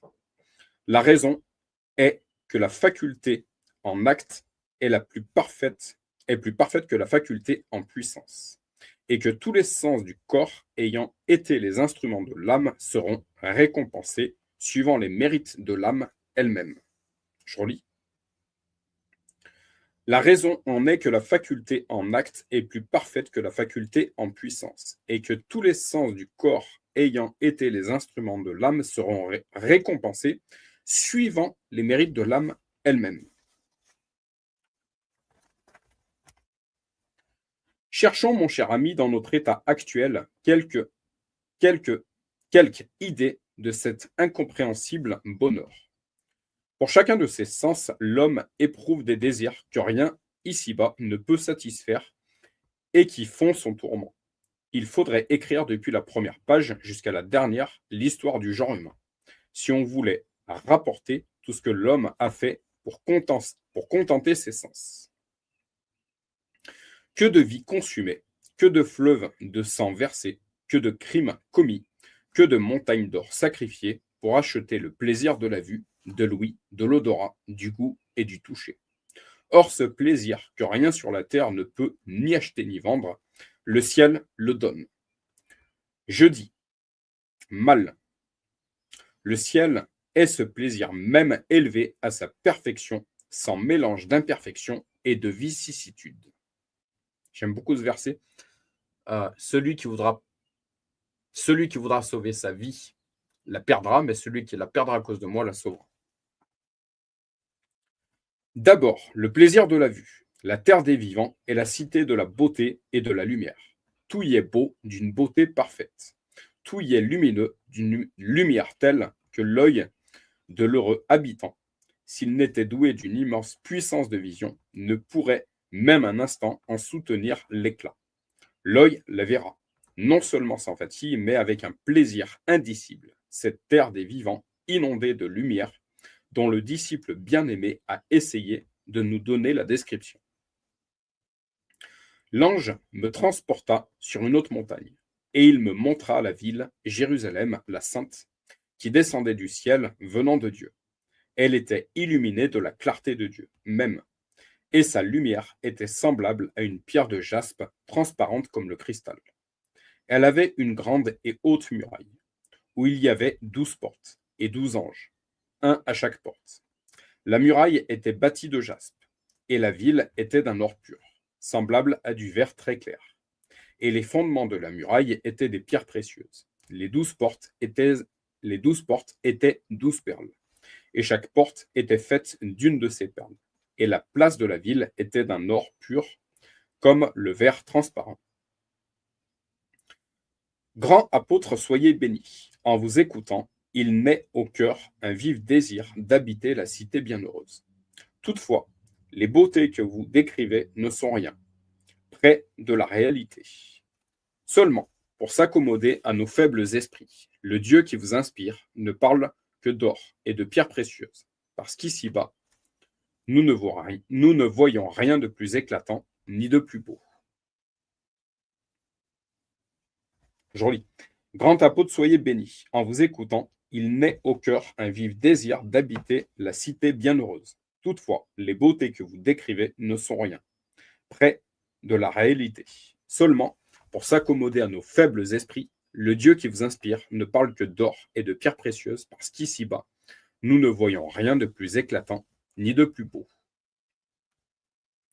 Voici donc l'enfant de Dieu, l'héritier de son Père, le cohéritier de son frère aîné, Jésus-Christ, qui met le pied sur la frontière de la terre des vivants. En un clin d'œil, il la voit tout entière. Et il sait que cette terre est à lui et son séjour pour l'éternité. Quel spectacle et quelle émotion! Si la vue des magnificences de Salomon ravit tellement la reine de Saba, qu'elle en perdit la respiration, en présence des éblouissantes merveilles de la terre des vivants, demeure du vrai Salomon, le saint mourait à l'instant, si tout son être, fortifié par la puissance divine, n'était mis en harmonie avec ce poids immense de gloire. Au milieu de l'océan de lumière et de beauté qui charme ses regards, apparaît une beauté qui les surpasse toutes et qui le jette dans le ravissement. C'est la sainte humanité de notre Seigneur. Devant lui est le plus beau des enfants des hommes, le type de la beauté sur lequel Adam, le chef-d'œuvre de la création, visible, fut formé et sur lequel nous serons reformés. Il le verra toujours. Il s'approchera de lui, il prendra place sur son trône. Il s'entretiendra familièrement avec lui, comme un frère avec son frère. À côté du nouvel Adam est la nouvelle Ève, dont la beauté éclipse la beauté de toutes les vierges, les grâces de toutes les femmes qui ont été et qui seront à jamais. Il la verra, il s'approchera d'elle, il s'entretiendra familièrement avec elle, comme un enfant avec sa mère. Autour du roi et de la reine de la brillante cité sont rangés en bel ordre, éclatant de lumière, resplendissant de beauté incomparable, et pour lui gracieux et fraternellement bienveillant. Les cœurs angéliques, il les verra, il s'approchera d'eux, il se mêlera dans leur rang, il s'entretiendra familièrement avec eux, comme un ami avec ses amis, afin que la satisfaction des yeux soit complète. Où croit mon cher Frédéric? Et tu peux le savoir que les anges revêtiront, comme ils l'ont fait souvent, des corps aériens. Je relis cette phrase. Afin que la satisfaction des yeux soit complète, ou croit, mon cher Frédéric, et tu peux le savoir que les anges revêtiront, comme ils l'ont fait souvent, des corps aériens. Cette forme sensible, dont la beauté ravissante ne saurait être décrite, permettra à notre vue de jouir à des charmes incompréhensibles de ces sublimes intelligences, les plus belles créatures après Marie, que la toute-puissance du Créateur est tirée du néant. Je lis une petite note.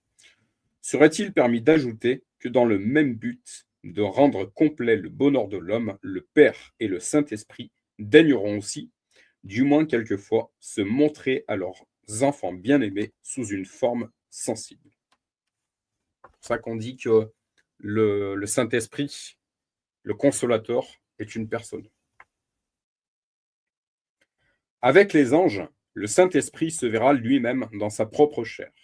Mais quelle différence! Dans son corps, plus de faiblesse organique, plus de difformité, plus d'infirmité, plus de beauté imparfaite. Toutes les grâces de la jeunesse unies à toutes les forces de l'âge mûr, reformées sur le modèle de celui de notre Seigneur. Son corps sera si beau et si lumineux qu'il ne le cédera pas au soleil en beauté et en éclat. Ceci est la pure vérité.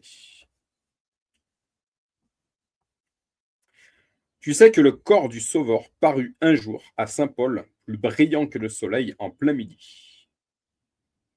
Tu sais que le corps du Sauveur parut un jour à saint Paul plus brillant que le soleil en plein midi. On a des témoignages de personnes qui ont eu une véritable rencontre avec Jésus. Le Sauveur lui-même n'a-t-il pas annoncé que les justes luiront comme le soleil dans le royaume de leur Père? Quel contentement lorsque le saint, jadis petit berger ou pauvre ouvrier, verra ses pieds, ses mains et tous ses membres si resplendissants que nulle part il n'aura besoin ni de flambeau, ni d'astre pour s'éclairer.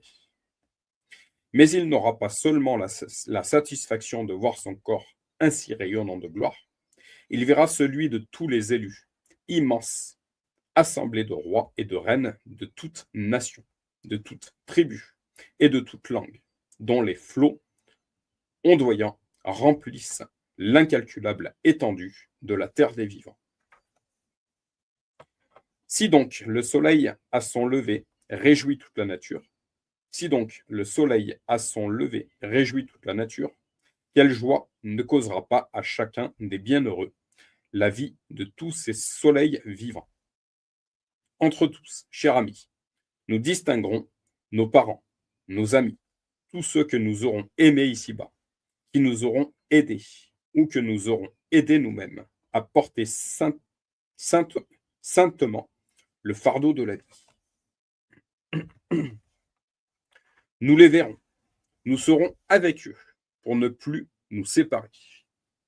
Avec eux, nous entretiendrons, oui, je relis, avec eux, nous entretiendrons cœur à mur, et que n'aurons-nous pas à nous dire. Je relis cette phrase, elle est compliquée. Je pense que les phrases qui datent de 1800 sont plus tout à fait les mêmes aujourd'hui. Avec eux, nous entretiendrons cœur à mur, et que n'aurons-nous pas à nous dire. Et puis dans cette terre des vivants, il n'y aura pas que les anges et les saints. Toute la nature y sera vivante, incorruptible et éclatante de beauté. D'après saint Paul et les pères, je te l'ai dit et je te le répète, la création matérielle ne sera pas anéantie, elle sera perfectionnée. Ainsi, rien n'oblige à prendre dans un sens figuré tout ce que dit l'Écriture des plaisirs sensibles réservés aux bienheureux. C'est pourquoi les fleuves du paradis, les arbres, les fleurs et les fruits dont il est parlé peuvent se prendre à la lettre. Les plus savants docteurs l'enseignent expressément. Dans la terre des vivants, dit saint Augustin, les roses toujours en fleurs rendent le printemps éternel, la blancheur du lys, le pourpre du safran, émaillant le vert des prairies. Le baume y répand ses parfums, et aux arbres toujours fleuris, pendant des fruits sans cesse, renaissants, toujours mangés et toujours désirés. Ça me fait penser à ces personnes qui ont fait ce qu'on appelle les EMI, expériences de mort imminente, et qui viennent témoigner en fait qu'ils ont rencontré des êtres chers de l'autre côté, dans des prairies, voilà, dans des paysages époustouflants en fait. Gloire à Dieu. Saint Anselme ajoute: la terre qui a conservé dans son sein le corps du Seigneur sera tout entière comme un paradis. Et parce qu'elle a été arrosée du sang des saints, elle sera éternellement ornée de fleurs odoriférantes, de roses, de violettes, qui ne se flétriront jamais. À ces autorités, je pourrais ajouter celle d'un grand nombre de théologiens, parmi les plus graves, qui tous affirment sans hésiter qu'après le jour du jugement et la purification du monde par le feu, la terre reparaîtra avec une brillante parure de fleurs, de pierres précieuses, d'arbres, de fontaines et autres ornements pour le plaisir. Dans la terre des vivants, la vue sera donc pleinement satisfaite. Par le désir qui nous dévore ici-bas, de voir les beautés créées, si imparfaites qu'elles soient, juge, mon cher ami, de l'immense plaisir que nous causera la vue de tant de beautés, de tout point ravissantes. Que de voyages longs, pénibles et dispendieux entrepris pour contempler quelques sites enchanteurs, quelques villes célèbres, quelques hautes montagnes, quelques merveilles de l'art. Que d'argent dépensé pour donner une fête pompeuse, un spectacle brillant, où l'on s'efforce de réunir tout ce qui peut flatter les yeux. Le ciel nous procurera tout cela, des millions de fois plus que cela. Et nous ne le désirerons pas. Je relis cette phrase. Le ciel nous procurera tout cela, des millions de fois plus que cela. Et nous ne le désirions pas. Mais je ne veux pas te renfermer dans ce nous humiliant. Il n'y a que les petites âmes qui ont de petits désirs. Je relis cette phrase. Il n'y a que les petites âmes qui ont de petits désirs. À demain.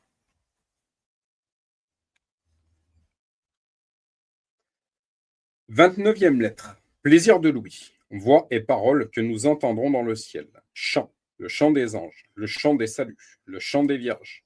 Plaisir de l'odorat. Plaisir du goût. Plaisir du toucher. Impossible de donner une idée des plaisirs de la terre des vivants. Résumé, conclusion. Après la vue, Louis est le plus noble de nos sens. Afin de suivre l'ordre hiérarchique, je dois donc te parler en ce moment du plaisir de Louis. Le son d'une belle voix, les chants harmonieux, les accords d'une musique savante, tour à tour, tristes, graves ou joyeuses, dont chaque note ébranle une fibre de l'âme, ont passionné tous les peuples. Ils les passionnent encore. De ce fait universel, faut-il voir une aspiration du genre humain vers le ciel? Je suis tenté de le croire. La raison en est que tous les désirs de l'homme, durant son pèlerinage, trouvent leur complément dans la terre des vivants et ne le trouvent que là. Je relis cette phrase. La raison est que tous les désirs de l'homme, trouvent leur complément dans la terre des vivants et ne le trouvent que là. La totale bénédiction ne se trouve qu'en Christ. La totale, ouais, le comblement le plus parfait, je dirais, on est comblé, véritablement comblé, définitivement comblé qu'en Christ.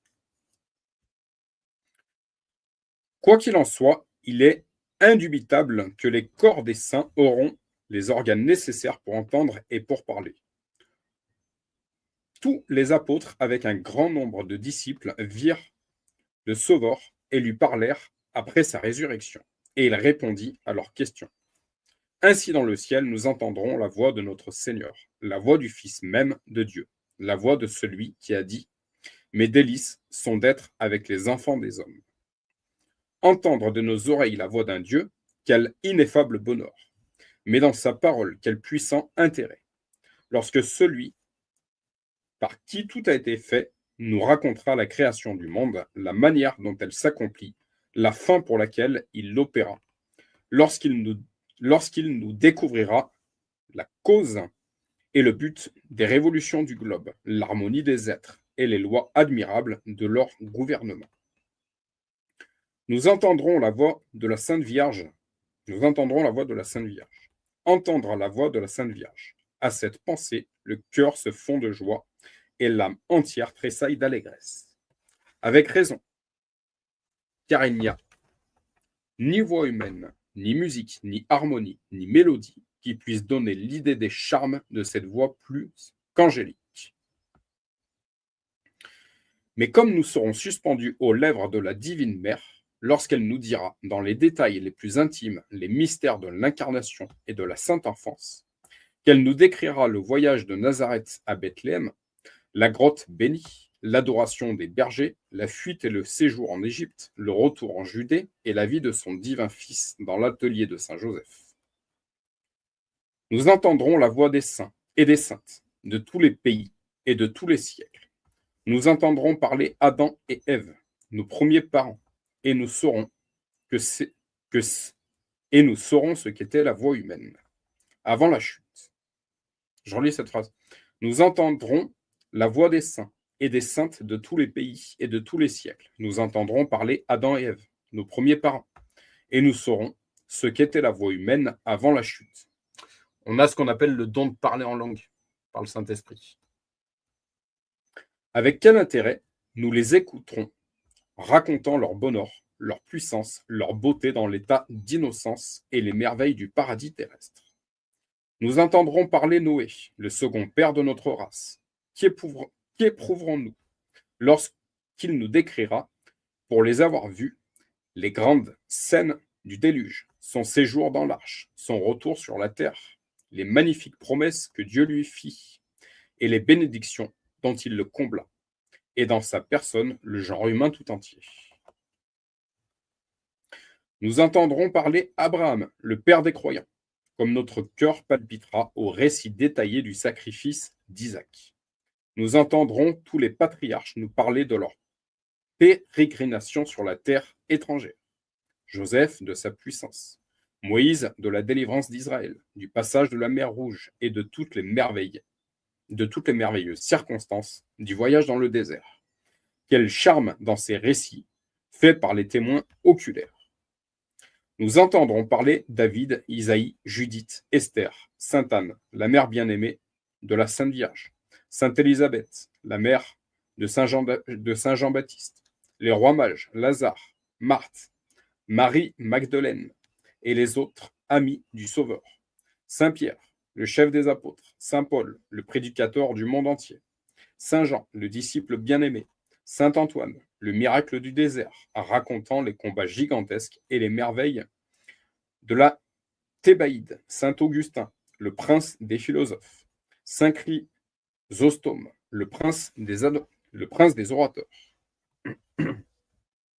Que dirais-je encore? Nous entendrons les martyrs, nous disant ce que nous ne savons pas malgré nos études, ce qu'était le monde païen, sa corruption profonde, sa puissance colossale, sa haine diabolique, sa cruauté sans nom, puis leurs tourments, variés à l'infini, leurs combats dans les amphithéâtres contre les lions et les tigres, suivis de leur glorieux triomphe.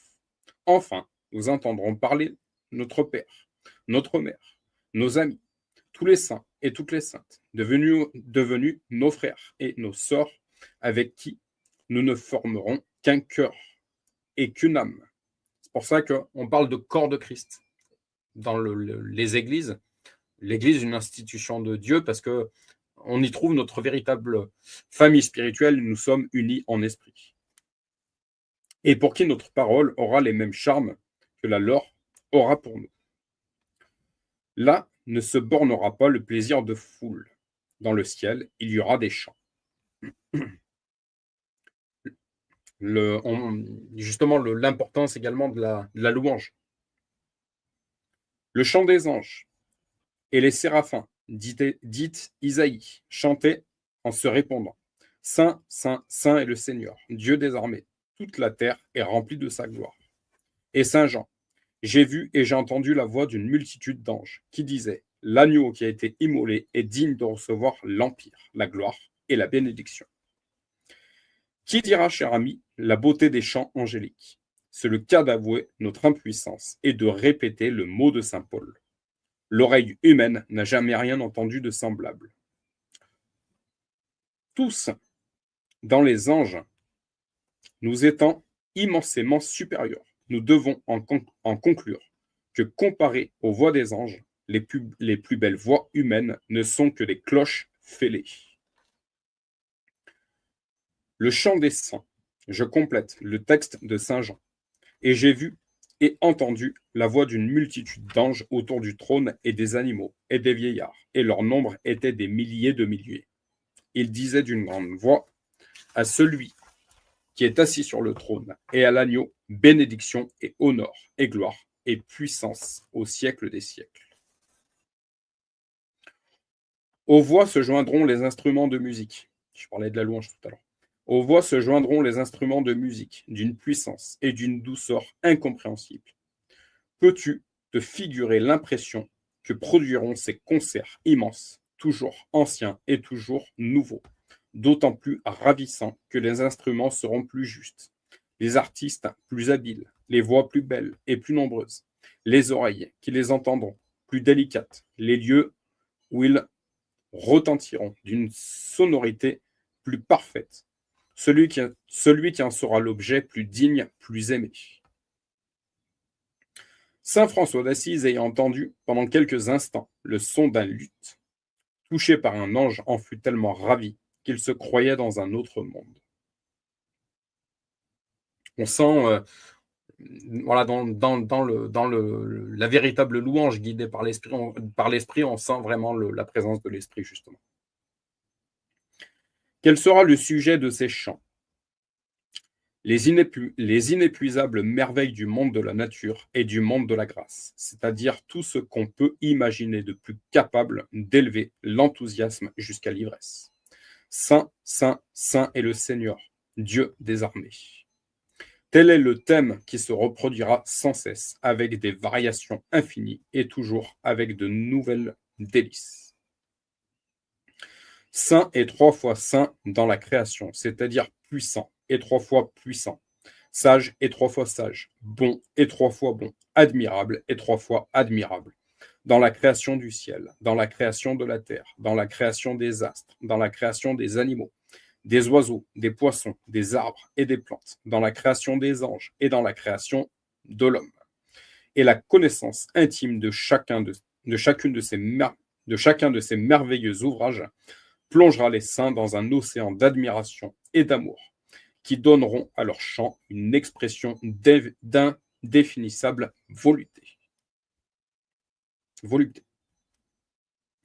Saint et trois fois saint dans la rédemption, c'est-à-dire puissant et trois fois puissant, sage et trois fois sage, bon et trois fois bon, admirable et trois fois admirable, dans la rédemption de l'homme et du monde, dans sa descente sur la terre, dans le sein de sa mère, dans la grotte de sa naissance, dans son enfance, dans son travail, dans sa doctrine, dans ses miracles, dans ses souffrances, dans sa mort, dans sa résurrection et dans son ascension triomphante. Et la connaissance intime de chacun de ces mystères plongera de nouveau les saints dans un océan d'admiration et d'amour, qui donneront à leur chant une expression d'indéfinissable volupté. Le refrain de ces chants sublimes et enivrants, non moins sublime, non moins enivrant que les chants mêmes, sera le mot que nous bégayera sur la terre au jour de notre allégresse, mais dont nous ne connaissons ni l'air, ni la poésie, l'Éternel. Alléluia. Le chant des vierges, outre les deux chants auxquels tous les élus prendront part. Les vierges auront un chant réservé pour elles seules.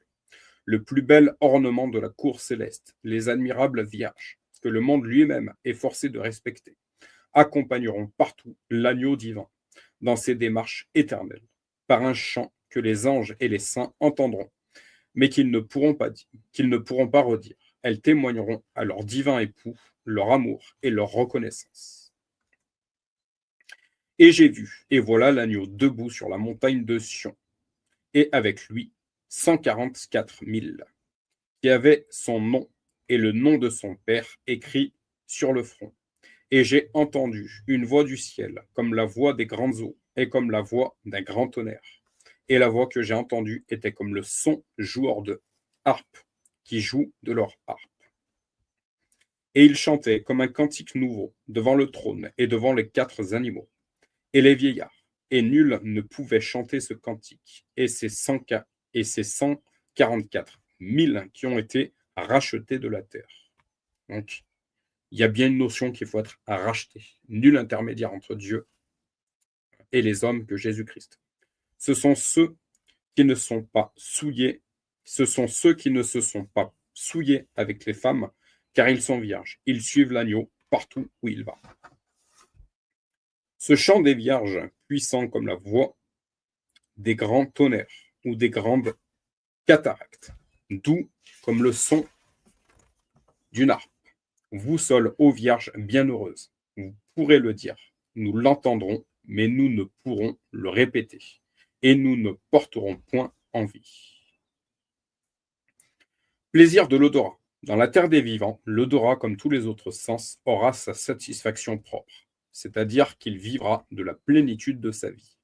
Or, sentir est sa vie. Nous ne pouvons en douter. Le ciel sera une région embaumée des plus délicieux parfums.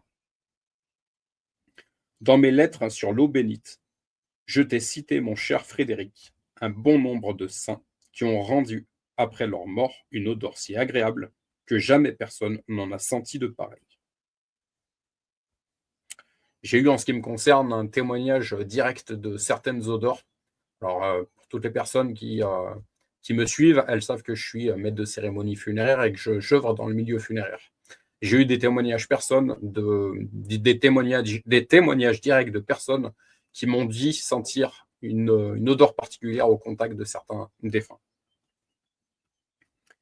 J'aurais pu t'en nommer une infinité d'autres.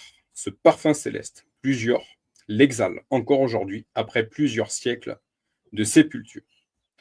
Tels pour en rapporter seulement deux exemples, Sainte Thérèse en Espagne et Sainte Marguerite de Cortone en Italie. Si les corps dont les âmes seules jouissent de la gloire répandent même dans le tombeau une odeur exquise, que sera-ce dans le ciel où ils seront vivants et glorieux? Plaisir du goût. Ce que je viens de dire de l'odorat, il faut le dire du goût. Dans le ciel, l'homme ne sera pas plus privé du sens du goût que des autres sens. On peut même ajouter que le plaisir du goût sera d'autant plus grand que le goût est l'instrument, ou si tu veux, le sujet le plus ordinaire des mortifications les plus pénibles à la nature. Tandis qu'en récompense de leur privation, tous les autres sens auraient leur satisfaction propre. Le goût anéanti ou paralysé n'en aurait aucune. Pareille supposition est également contraire à la raison et à la foi. À la raison, posée la résurrection. Elle nous dit que l'homme jouira dans le ciel de toute l'intégrité de son être et que tous les sens seront en acte. À la fois, elle nous enseigne que dans la terre des vivants, tout sera vie et vie dans la plénitude. Au reste, tu as déjà entendu saint Augustin affirmant le plaisir du goût dans le ciel. Un autre grand docteur, saint Anselme, ne l'affirme pas avec moins d'assurance. La vue, dit-il, l'ouïe, l'odorat, le goût, le toucher, tous les sens des bienheureux goûteront l'admirable plaisir. À l'appui de ce témoignage si explicite, je pourrais te dresser une longue nomenclature de savants auteurs, tels que saint Laurent, Justinien, saint Grégoire le Grand, Scott et beaucoup d'autres, que tu trouveras, si tu es curieux de les connaître, dans le grand théologien Suarez. Cornélius à Lapide les résume en ces termes. Tous les sens des bienheureux auront leur satisfaction propre, satisfaction merveilleuse que l'homme n'a point vue et que l'oreille n'a point entendue. Je relis. Cornélius à Lapide les résume en ces termes. Tous les sens des bienheureux auront leur satisfaction propre, satisfaction merveilleuse que l'homme n'a point vue et que l'oreille n'a point entendue. Mais tu me demandes quel sera le plaisir du goût. Et moi, je te demande quel sera le plaisir de l'odorat, de l'ouïe ou de la vue. Si ta réponse est certaine, la mienne ne peut être douteuse. On mangera donc dans le ciel. Pourquoi non? Modèle des bienheureux dans la terre des vivants, notre Seigneur, après sa résurrection, a mangé et mangé plusieurs fois avec ses apôtres. Que le bon maître l'ait fait dans le but de prouver la réalité de son corps adorable, cela est certain. Mais qu'il l'ait fait uniquement pour cela, ceci est une question. Dans tous les cas, sa conduite prouve que la mendication n'a rien d'incompatible avec l'état des corps glorieux. D'ailleurs, le ciel nous est souvent annoncé comme un festin de noces, et l'Écriture nous parle du boire et du manger qui feront les délices des élus. Rien n'oblige à prendre ces plaisirs du goût dans le sens figuré, pas plus que les plaisirs de l'odorat ou de l'ouïe, pas plus que les arbres, les fleurs et les fruits, dont la réalité n'est pas contestée. Au reste, ne va pas te figurer dans le ciel des bouches. Au reste, ne va pas te figurer dans le ciel des boucheries et des bouchers, des cuisines et des cuisiniers. Ces grossières et laborieuses préparations de la nourriture auront à jamais cessé. D'une part, la mort sera bannie de la terre des vivants. D'autre part, les fruits et non la chair, ayant été l'aliment de l'homme innocent, le redeviendront de l'homme régénéré. Il faut ajouter que le boire et le manger ne seront plus destinés comme ici-bas, à réparer les forces du corps, mais à procurer au sens du goût sa légitime satisfaction. Enfin, que le corps spiritualisé spiritualisera la nourriture, de sorte qu'elle ne donnera lieu à aucune des conséquences humiliantes dont elle est suivie dans les conditions de la vie terrestre.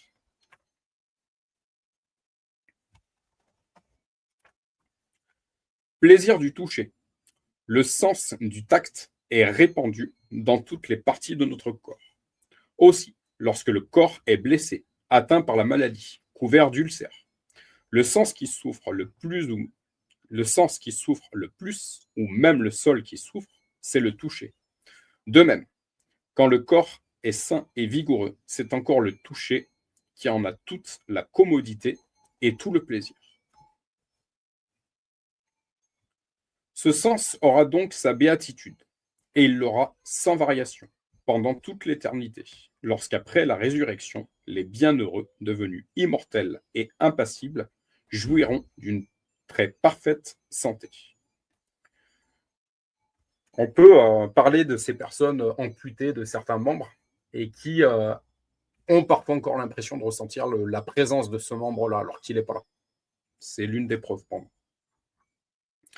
Que ne donneraient pas les gens du monde, surtout aujourd'hui, pour être à jamais exempts de la goutte, de la pierre, des maux de tête, de reins, d'estomac et d'autres maladies, autres infirmités, etc.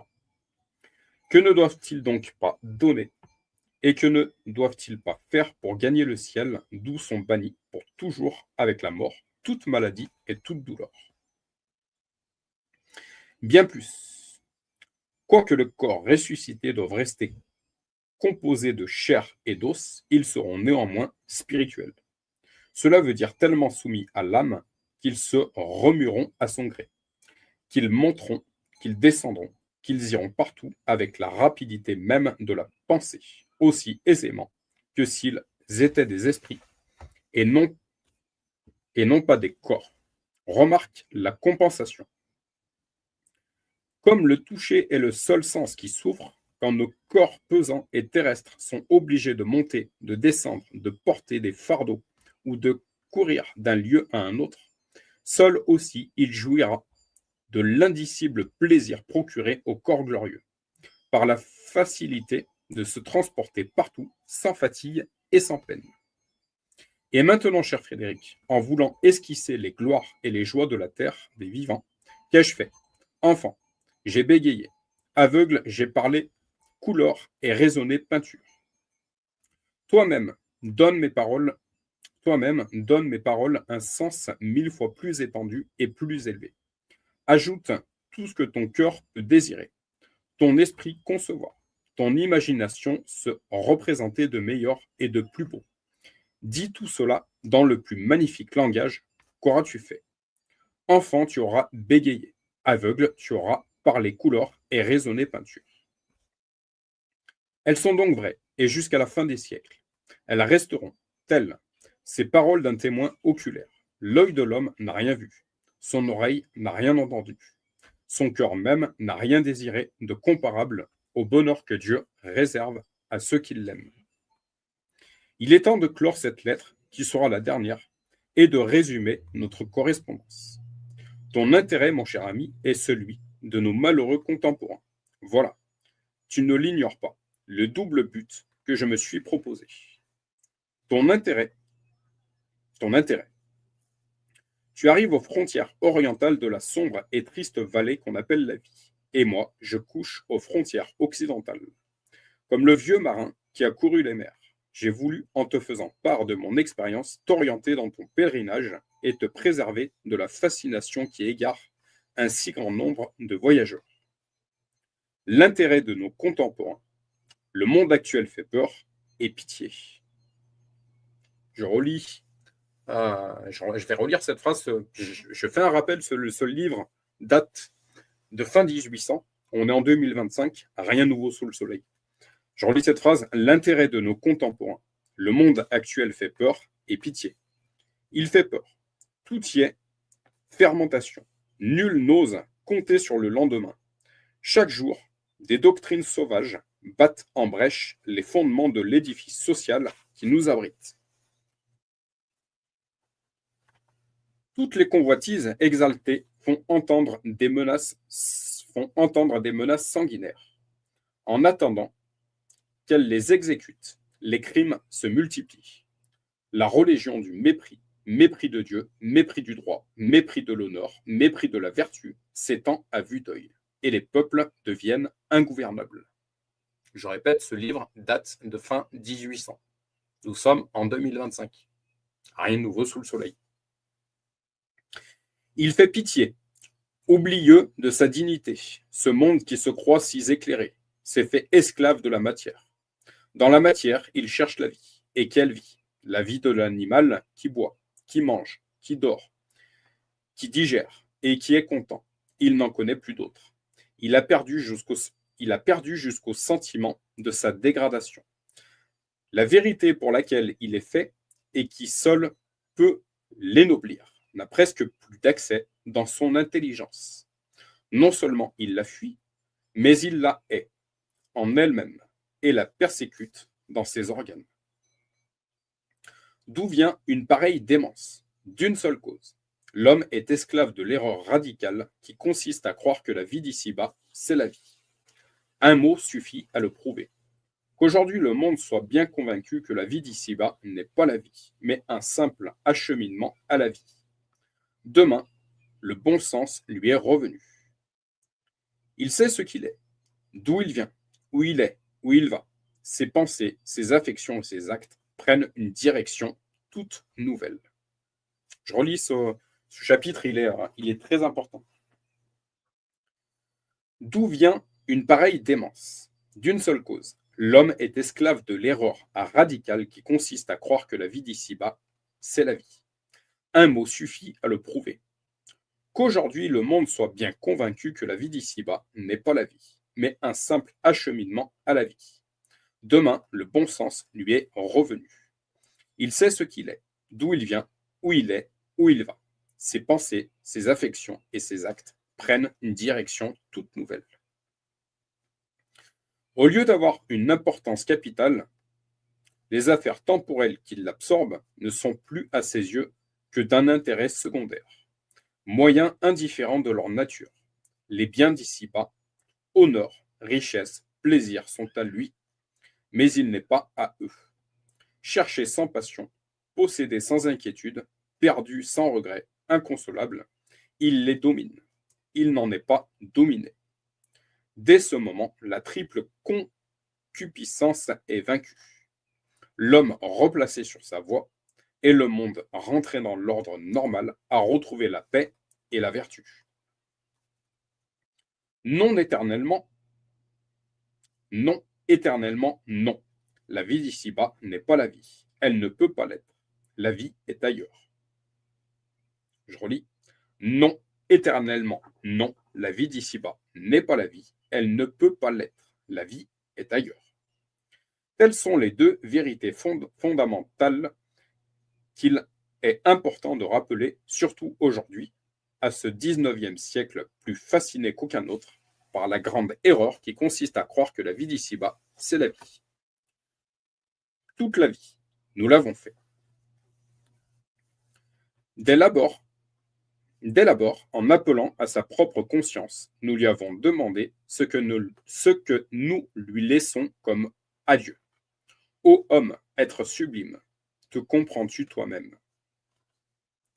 Pourquoi es-tu sur la terre? Aujourd'hui, surtout que tu te crois si éclairé. Que fais-tu? Image vivante du Dieu vivant. Tu es fait pour la vie, et tu aimes la vie. Tu l'aimes passionnément, invinciblement, uniquement.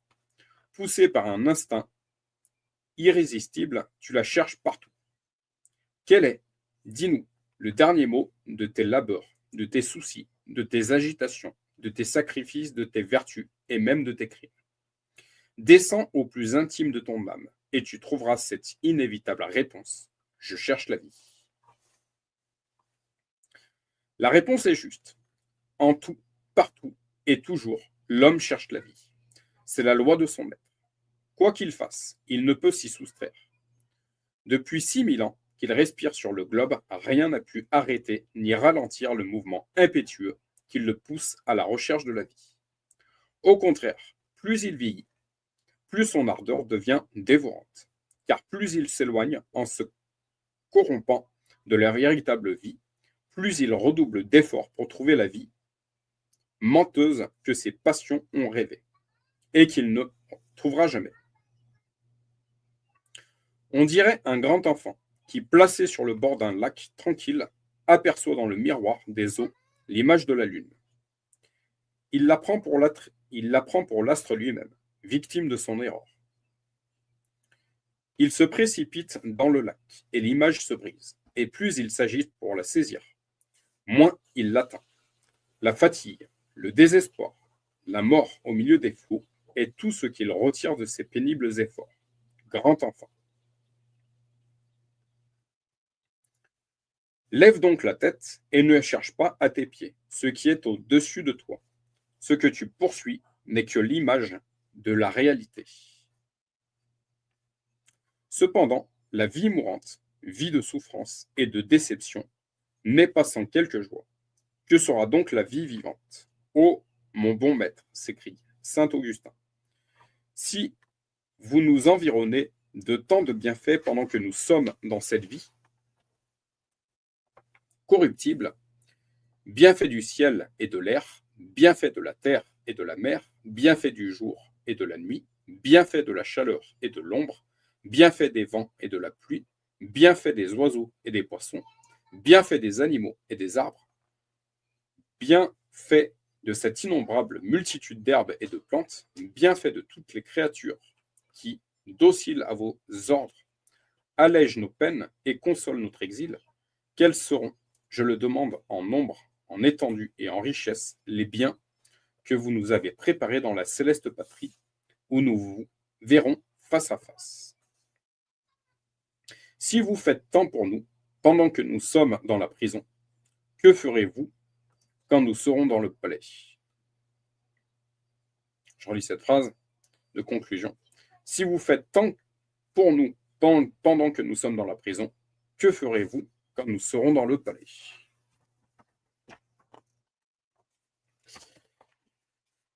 Voilà pour ce livre. La lecture de ces livres est terminée. La vie n'est pas la vie, justement. Chez les chrétiens, on parle de métanoïa, transformation de pensée. Voilà, donc on se rend bien compte que pour tout véritable chrétien né de nouveau, donc baptisé dans l'esprit, mort à sa chair, né en esprit, une vie éternelle de délices nous attend. Et je pense qu'on sous-estime en fait ce qui nous attend ensuite. Encore une fois, d'après ce livre, d'après cet auteur, tous nos sens seront là. Le toucher, la vue, l'ouïe, etc. Tout sera là en fait. Voilà. On sera libéré de ce corps de chair. Encore une fois, nous n'avons certainement pas on n'a certainement pas en gros, là où je veux en venir, vous m'excuserez, j'ai un petit moment de fatigue pour la fin de cette lecture. En fait, on a à vivre tous les jours qui nous sont donnés à vivre ici-bas. On est ce verset biblique, Jésus qui dit « Père, ma mission est finie, je te rends l'âme ». En fait, on est tous sur Terre pour une mission bien précise. Et plus on se rapproche de notre Créateur, plus nous découvrons justement la créature que nous sommes, plus nous découvrons le plan, la mission pour laquelle notre Créateur nous a créés, en fait. Voilà. Je vous souhaite une excellente soirée. Soyez bénis dans le puissant nom de Jésus.